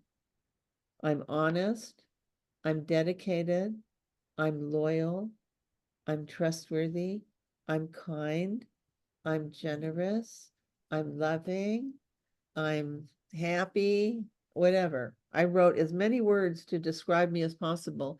And I walked into the next company standing up a bit stronger, because you know what? I might know everything that ever happened about banking ever, but I'm an integrity person, and I'm a person of character. So I can make a phone call and get an answer. So the character I'm bringing is top notch to the table, and that's who'll be serving you. And I didn't say that, I felt that. That's when everything changed. And I became top producer in less than half the time. In top 3, I was the 3rd producer. Out of nowhere. The same didn't know everything about everything, you know, same as that. But I changed my commitment about myself and what I'm doing. I just stepped it up. In the case of the EES centers, it's stepping up the urgency. The commitment would be stepping up the urgency. This needs to happen now. This isn't just for play or because it's interesting. This is urgent. It's an urgent situation that Dr. Rose has solutions for. You guys have made a big leap of commitment to open a center. Many people haven't had business background at all and are doing that. They've taken a big chance because they have a commitment to serve humanity. Step that up. This needs to happen. The word has to spread now. This is a very big deal. People are suffering. And we can do something about that because the technology is extraordinary and people are winning all over the place. Lives thriving, health restored, youth restored. All of that is happening and people want and need that. So as we commit to the sense of urgency about it, that's when we're not so shy about bringing it up in a place where you're with somebody that got to feel, because if you have an intuitive hit to say something to the person in the produce department at Whole Foods, they're looking for you, you know, like that. So step up the commitment. This is an urgent matter. Do you agree with the urgent matter scenario? Does that make sense? It is urgent. This is no, Dr. Rose, from everything I understand, is like, has the same urgency. Like as quickly as possible right now. As I don't know what's going to happen next, but I know what will mitigate it. If it's anything negative or dark, will mitigate it is more consciousness raising experiences. And that's your business. I mean, how cool to have like the perfect solution for the most urgent of needs. It's like so fabulous. Okay. Any questions? Let me go to, Somebody put something in the chat that, you know, is pretty good, and we could probably make a segue into it. That she was just asking, she wrote, how, this is Elizabeth Stump. oh yes. At some point she said, yes, I agree. I was just asking how we can put it in quantum realm, but still follow the 3D rules. And although you're saying the 3D rules don't necessarily apply, but let's just use as an example, with the quantum, that we seek broad purpose. And yet at the same time, all right, the 3D world says find your niche and look, you know, focus on it. So how broad, like like how broad? You know, like, I mean, mine is really broad. And yet there's a lot of people that theirs are symptoms, physiological symptoms that, you know, they're focusing on, and my imparting the bigger picture to them and helping nurture that in them to raise their consciousness? Or just do I step up one notch to raise their consciousness, not take them that far up, take them just one step up? Well, so first of all, I'm fully aware of the niche market thing. And the challenge I've seen over many years is people get a niche for the sake of having one because we're supposed to get one, as compared to who would I most be passionate about serving and why. And we're going to, actually, that's in the 7 steps here. That answer to that is in the 7 steps. So I don't know about the 3D part, like what to follow there, because that there is a shift of frequencies moving from 3D to 5D. It's like leaping. It's touching 4 and leaping right into 5, you know? And so I'd like to find out what, Elizabeth, what you mean by follow the 3D rules. So if it's the idea of niche, we'll cover that. Okay. Here's called choose your business. This has to do with niche. Perfect question at perfect time. To choose your business. So when people say, well, so when people say, well, everybody needs a house in the real estate world, or everybody wants health and, all that. Everybody to look at that is so broad that it doesn't cause the movement that we're talking about activating right now. Focus does though. Okay, focus, if you look at the dictionary definition, is focus concentrates energy, which accelerates movement and momentum. Is dictionary definition. Focus is a contribution energy to momentum, which builds in speed and size. So choosing the business could be, if the issue is raising consciousness, if that's the issue, who would be the people you would most want to invite to come in? One of the things I was thinking about this morning myself, actually, is the youth are having, a really difficult time because they look at the businesses and companies that are 3D material based, competition, greed stuff, and they're saying, I'm not going in there. That doesn't look good to me.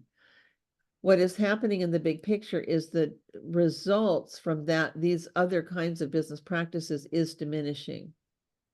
So there's an effort to get people to push on it and do more because it's diminishing, not considering that the tools they're using to grow are the ones that don't work, not the people. These work because it's a not only is it a spiritual based business plan, spiritual meaning we're wired to contribute and make a difference. That's how we're wired, hardwired at birth. Do you know how you can tell we are hardwired it that way? Look, first of all, the little ones. They're 6 years old, 5 years old, 6, 7, and they're in the kitchen at Thanksgiving and Christmas. Let me help, let me help, let me help, let me help. And if you don't let them help, because you don't want them to get hot stuff on them, they cry like you don't need me. Now, no one taught them that. They respond that way. Like you just help. It's what you do. The other one I noticed in Colorado, I was in Colorado, is when Columbine happened, the Columbine stuff at that school, high school. And people right away, myself included, went to stand in line at the Bonfils Blood Center to give blood.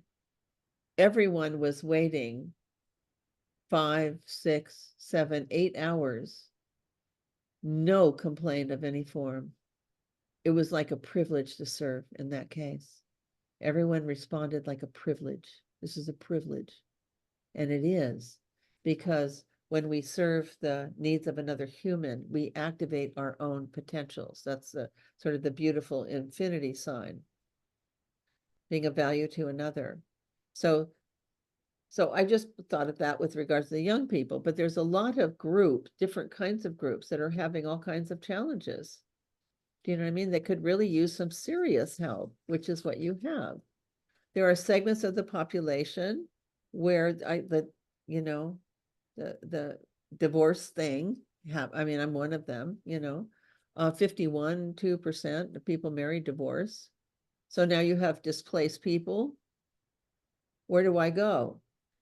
Do you know what I mean? So there's areas that you can look out and say, what are people going through? Who would I like to focus on for starts? Because then there's other aspects on how you get in front of those people. There's those people too. So concentrate on focus. Do you know what I mean? Like what, so choosing my business, what focus, where would I focus? So going in and hoping people come is not a focus per se. So focus would be specific. If you have a specific person you would like to attract to come into those centers and get healing. Of all the people that you know, who would that be? Is there a family member, a friend, something going through something like, wow, there's so many other people that are going through that? It's actually personally what I do in my business is I look at, I mean, I can do many things, but I look at where can I be of highest value? And then I enter that arena, let's say. So I just keep asking the question. I'll go any place, anywhere, anytime I can be of highest value is the question. So that becomes the focus, is to be of highest value. What would that look like? It's an open-ended question. You'd be amazed when you put a question out there, what then comes? Something then comes that has a momentum to it. Okay. And out of the blues, this is out of the blues are come to those who focus, which is a byproduct of accelerated energy and motion. Out of the blues is like that one gal that during the COVID deal, where she said no one reached her for 5.5 months in any way. We shifted to the specific focus, which she had an affinity with, because of family, some things, but she still had an affinity with, in that case, firefighters. So very specific.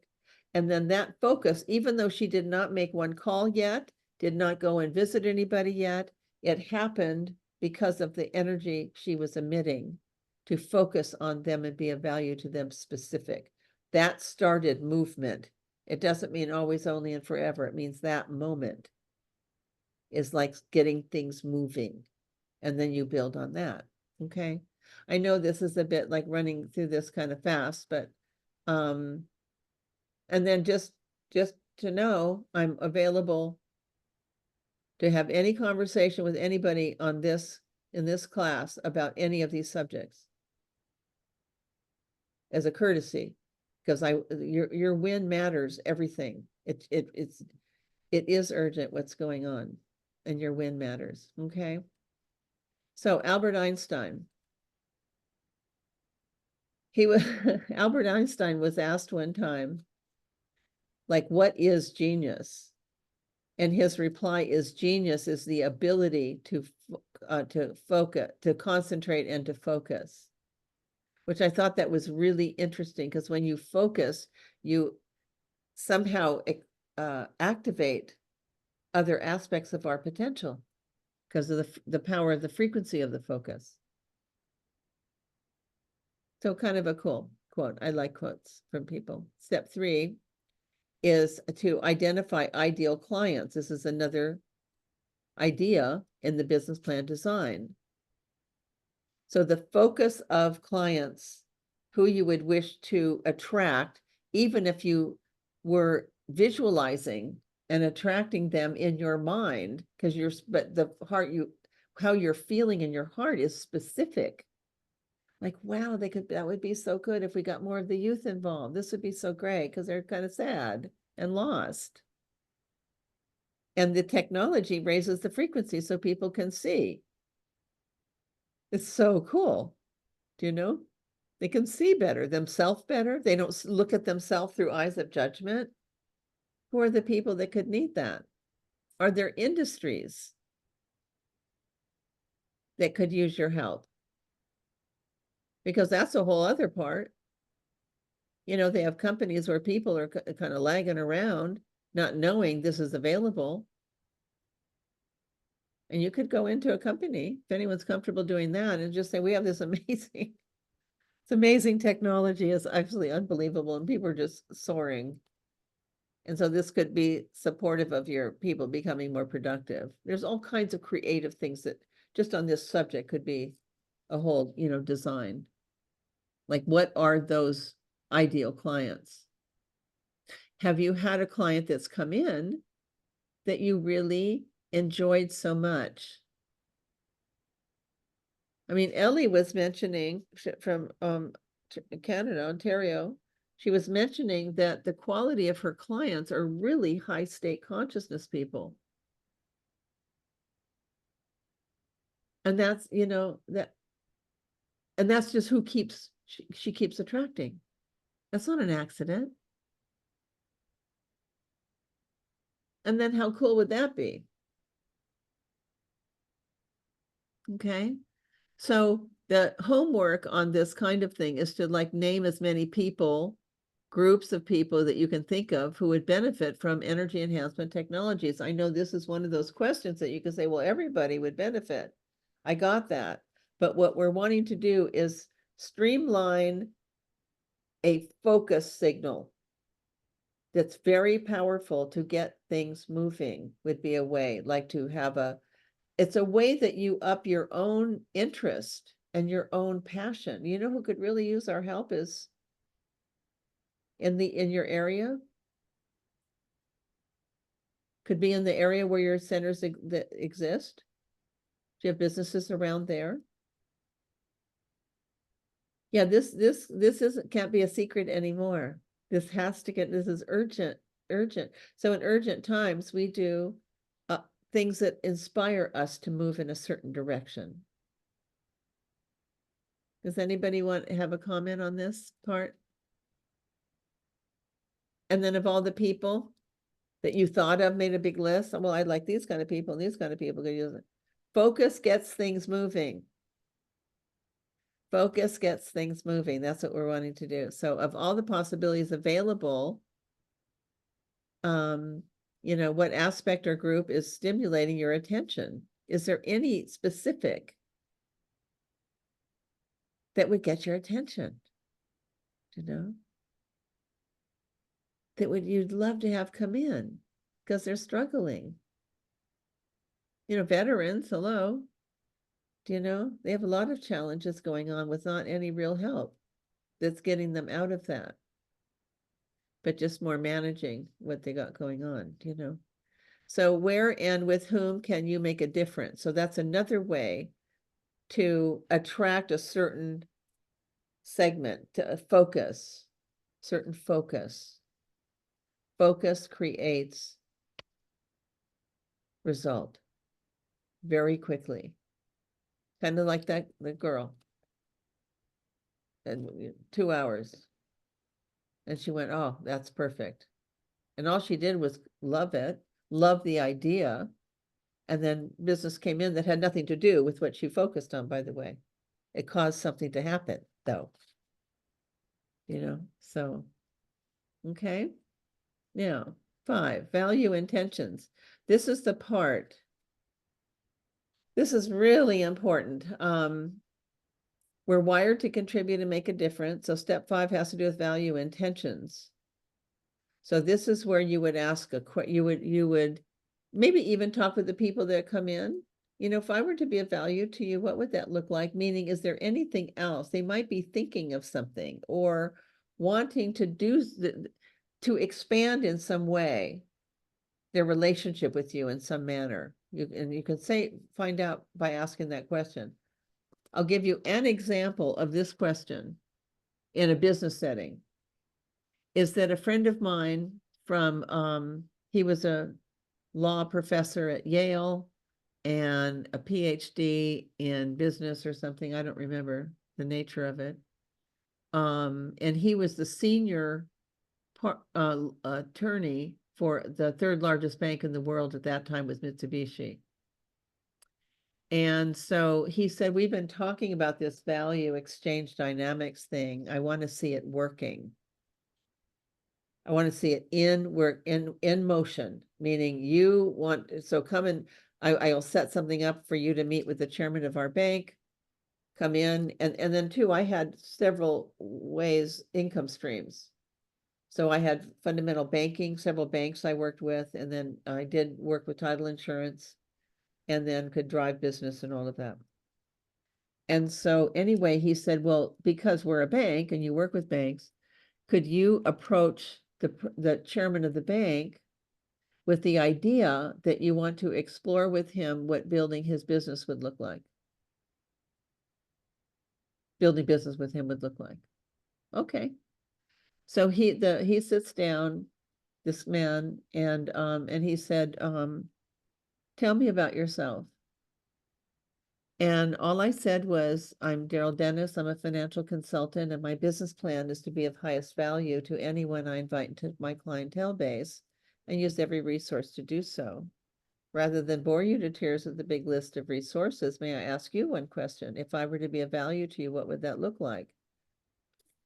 So this chairman of this bank just was tripping out. Like, that is an amazing question. I've never heard that. People, you ask that question, they go, whoa, what a great question. Because it's so different a question.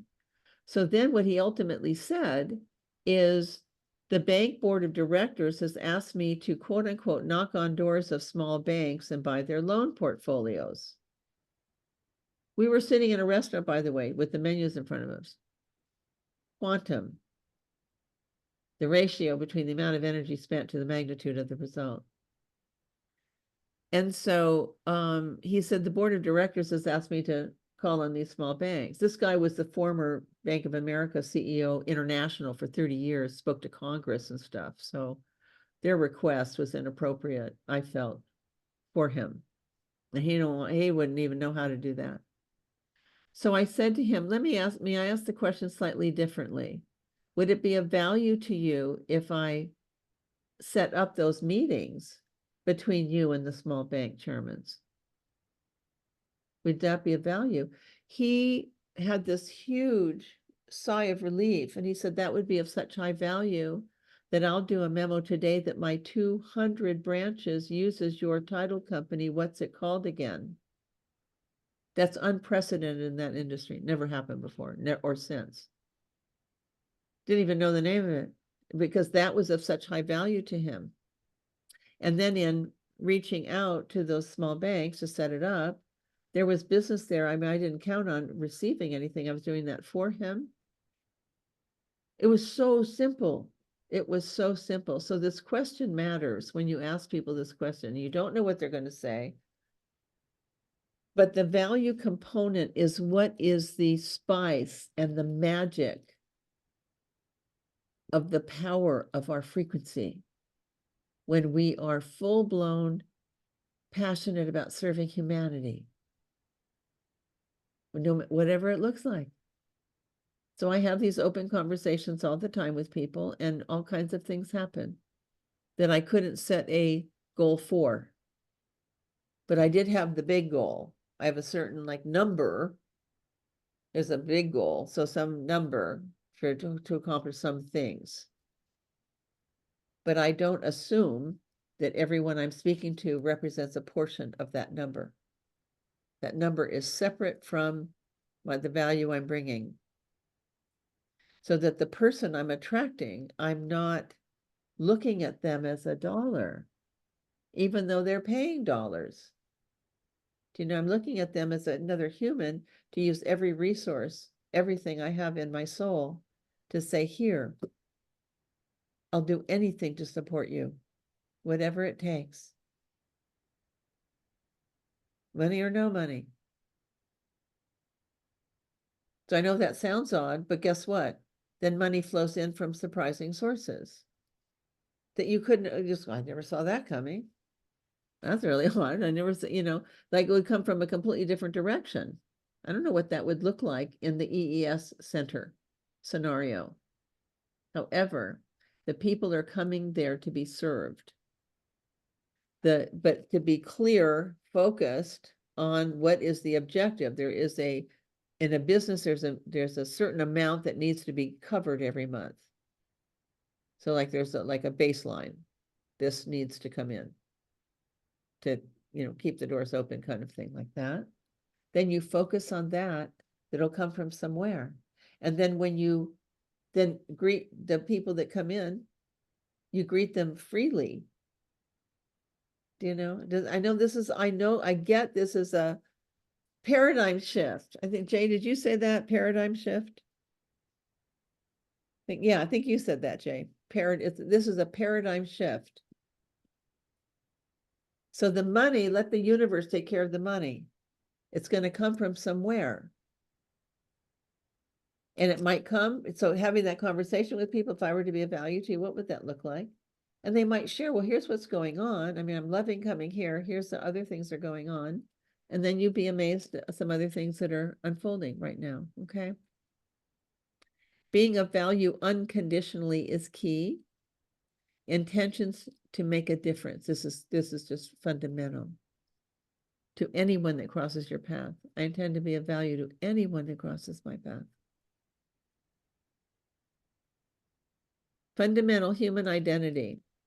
Our fundamental core identity as a human being is contribution and making a difference. Albert Einstein was quoted saying, "Strive not to be a success, but rather to be of value." Why would he use that particular word? Why would Tesla, since he's little, his full intention is to be harness nature to be of value to the quality of life of the human being. That's why we're still talking about these two guys. Because that was their intention all along, was that. And then I wondered when I was looking at all these folks, like just geniuses and common scientists, stuff, you know, historic characters, all of that. And then I looked at all of that technology that Tesla had access to in the field, what he saw. Words in the air, for example, became our cell phones and radios and stuff like that. And so how was he able to see that and these other geniuses were not? I believe, my personal opinion, looking at the whole big picture, was from his intention to serve humanity and the quality of life for the human being. That intent is so, and then Einstein saying be of value. Because the frequency of that intent is so high that whatever the money thing is, then you drop it in. So, and then it comes in a configuration that you cannot think up. It's so interesting how it comes. Like my whole life since I've been doing this, I've been saying I never saw it come that way. Whoa. Do you know? Never saw it come that way. From that direction, geez. Who knew? It happens as a new normal. The challenge is giving this a try. Give it a try is like focus. We're going to do in the seven step process is be real specific. Okay. So step 6 is called affinity partners. This is very unusual. Get ready. Affinity, the word affinity means similar, like, same, is what it means. Create partnerships with others who share an interest in serving the same type of client, but offers a different value and services than you're offering. So what would that look like? It could be nutrition people. Nutrition people love working with holistic people, you know, conscious people. It's like sort of their tribe, like that. And somehow creating a partnership with them, because the food thing is a big deal. Well, what are we consuming? Is it restoring, repairing, nurturing, you know, energizing us? Is that? So this is so the interesting part is affinity partners who originate pure intentions of value above and beyond their products and service are ideal affinity partners. I mean, they're in the same kind of mindset or the same culture, because the quantum culture is a culture of anything's possible. Quantum culture is where the energy that we emit from our intentions causes outcomes. And we trust that so much we don't have to compete with anybody. There is no fear. If there isn't money, trust me, it will come. The fear causes it to park somewhere else, you know? So there's no solution in that. So that's my motivation always to shift out of any negativity Quantum has no negativity in it, like being thrown out of that higher state field, judging that woman. You see, so affinity partners are gathering. So it's just like a wonderful conversation with your group. Do you know, like what other people would be interested in the same client, but for different reasons? And then what if we work together, somehow work together? Do you guys do seminars in your wellness centers? Have people come in and speak on cool subjects? Nutrition is a really cool subject. And like, what is that exactly? Do you know what I mean? People, so it's like contributing more than where you become a hub of a place for wellness. And consider, that's one of the suggestions, right? Okay. Affinity partners alignment. Affinity partners, so they need to be in high integrity and in harmony with the quantum culture, which is not complaining about stuff or fearful about things, because there's no lower states in this culture. That's why things happen so fast. Stay in high states is the objective. How to stay in the high state is being clear on your calling, clear on the urgency of this spreading far and wide. There could not be a more crucial time than today and beyond for people to find out what you're offering. They're looking for you. These are ways to have interactions with people. Okay. Affinity partners operating in the highest of integrity will be an ideal productive growth partner. The partner's integrity will evoke trust and ensure sustainable growth and success. I've created so many of these affinity partnerships, and my business primarily has come from them for a very long time. And they were all different types. I created a relocation company, by the way, for a client, just to say thank you for all their business over the course of time. And then went to different, I was putting together like the people that service, relocating stuff, like movers. And so I had heard through the grapevine that business, that industry, what they do is anybody that gives the mover business, they take a piece of it. You give me a commission on that. Every move, blah, blah, blah. And I knew that was coming. So when I went and met with this particular one called Atlas Golden Van Lines, the guy, said, what do you want? I went to move my client's things. He went, no, I mean, what do you want? Well, I knew what he was asking. I'm not, but I went, make me look good in the process. He went, no, like, how much do you want? And I said, how about you keep your money and I'll keep my money? I'm not here for your money. I'm here for your service. He was so floored because he had never heard that before. He had some people come out to the offices that we were all out. There was 65 of us there to find out if we were real, and then invited me back for a luncheon. And they handed me a file. I was brand new. I never did that before.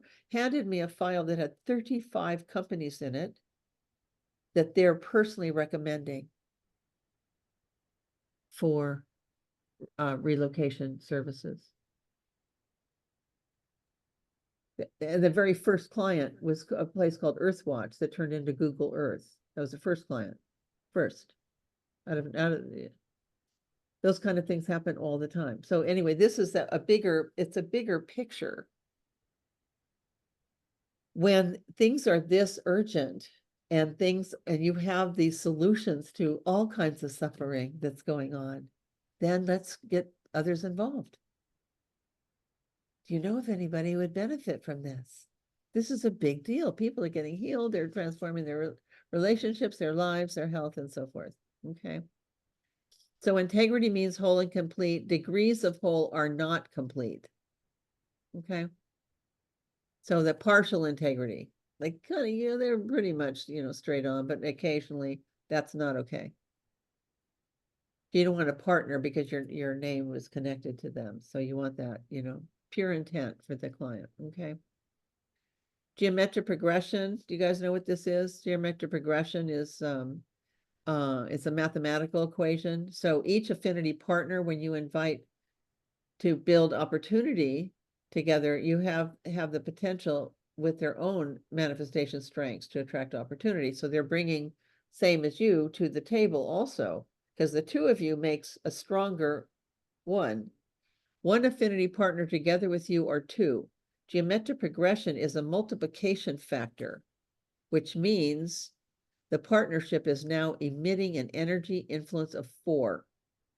Geometric progression multiplies results with less effort. So just the fact that two people in harmony to serve the same type of client is as if for the energy of 4 focused in the same direction. So that's more powerful than 1.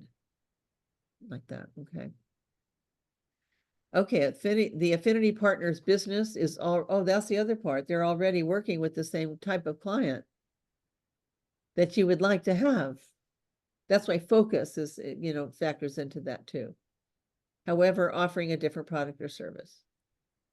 So the affinity partner piece is a wonderful way to do business because you're participating, you're getting others participating, excited about what you're bringing to the table. They're bringing people, you're bringing people, like that. Okay. Greg Braden, scientist, author, lecturer. A thought without a feeling is merely a wish and has no power. We can only create what we believe is possible. And I just added, just for fun, the pictures in Machu Picchu when I went with that 2 weeks with Greg. And this was on a 11,000 feet up mountaintop somewhere. It was pretty cool in Peru. Anyway, step 7 is effective goal receiving. So this is the part about goal. It's not goal setting as much as it's goal receiving. You want to change the language on that and the intent on that, because the objective isn't to set a goal, the objective is to receive it. So we're calling it receiving. Launching intentions. So goals are launching intentions. The focus of your attention and intention is the winning combination that creates your experience, resulting in the quality of your life. Okay, so that's sitting down and going, okay, let's take it. We're going to take 5 quick categories. Quality of life is the things that are fun. Are we doing things that are fun, that we enjoy doing, that have nothing to do with money or anything or business or anything? It's just because it's fun. So quality of life has to do with that. And sometimes we need to set receiving goals of this nature, to find a way to take a little time out and have fun. Financial dreams fulfilled. Okay. So what's the number? And so in the specifics with the number, there's an overhead number that you have. There's a thriving number that you'd like. And then another way to talk about money or launch intentions around money is, what would you do if you had an extra 50,000 or 100,000, or what would you do with that? Is like to begin to launch energy, frequency of excitement about something that money can bring. Okay. Personal intentions, professional intentions. So this is your business. Focus, attention, and intention equals results. Focus, attention, and intention produces results. Fulfillment and fun activates abundance. It just does, because it's a higher frequency, right? Physical. Bodies thrive on energy. We're physical beings. We need to move more. Okay. Proactivity uplifts our energy. So as we do things to exert ourselves a bit, at least something, we create more oxygen, physical strength, and then the movement that we are proactive uplifts our confidence also, right? Okay, and then the eating for beauty. This is another part of a physical goal. This was a book that was written. Do you know what Kirlian photography is? Or camera that can capture? Oh, you do. Look at that, Jay. Cool. You can capture the energy around something. I saw this a long time ago. You just won't believe it. The guy took pictures of all kinds of food, and the one that stood out the most is alfalfa sprouts. Do you know what the camera caught? It was shooting up rainbows out of the alfalfa. Oh, you saw this, Don? Oh my God. I think that was David Wolf. I'm not positive, but I think it was David Wolf. And it's not out anymore, but that book was amazing. You know, cheeseburger, by the way, there wasn't any, not even the tomato had energy coming through the bun. I was like, no vibration around the cheeseburger. You took a picture of that. But anyway, but the point being, live food is also a very powerful way to uplift your consciousness. Let me explain why really quick. Dr. Barbara DeAngelis wrote a book called Making Love Work. And so she did lots of breakthrough events. I went to several of them because they were so powerful, and brought friends and gave gifts for friends to go there for the intensive weekends and stuff. And somehow some question came up about someone wanting to commit suicide. She was a psychologist too, by the way. And so what she said was that when anybody comes to her as a one-on-one patient and says that, she said she believes them, but asks them to do one thing. And the one thing would be for the next 3 days, postpone that decision for 3 days and do nothing but eat live, raw food. Not roasted nuts, raw nuts. Anything you can pull from a tree, from the ground, eat that for 3 days. And that she said in every time, it didn't happen that often, but when that did happen, the people, their whole consciousness changed. There was so much life now in their body that it changed their attitude. And to this day, if I have a rough day, go right to the produce department at Whole Foods and just put anything in the basket, make a giant salad, and just, I've never needed 3 days. 1 day is plenty, and then I'm fine. There's something about that food that lifts consciousness. It's an important subject if the subject is raised consciousness. So imagine how interesting that would be to invite that into something, okay? And so, hang on a second. Whoops, go back. Where did that go?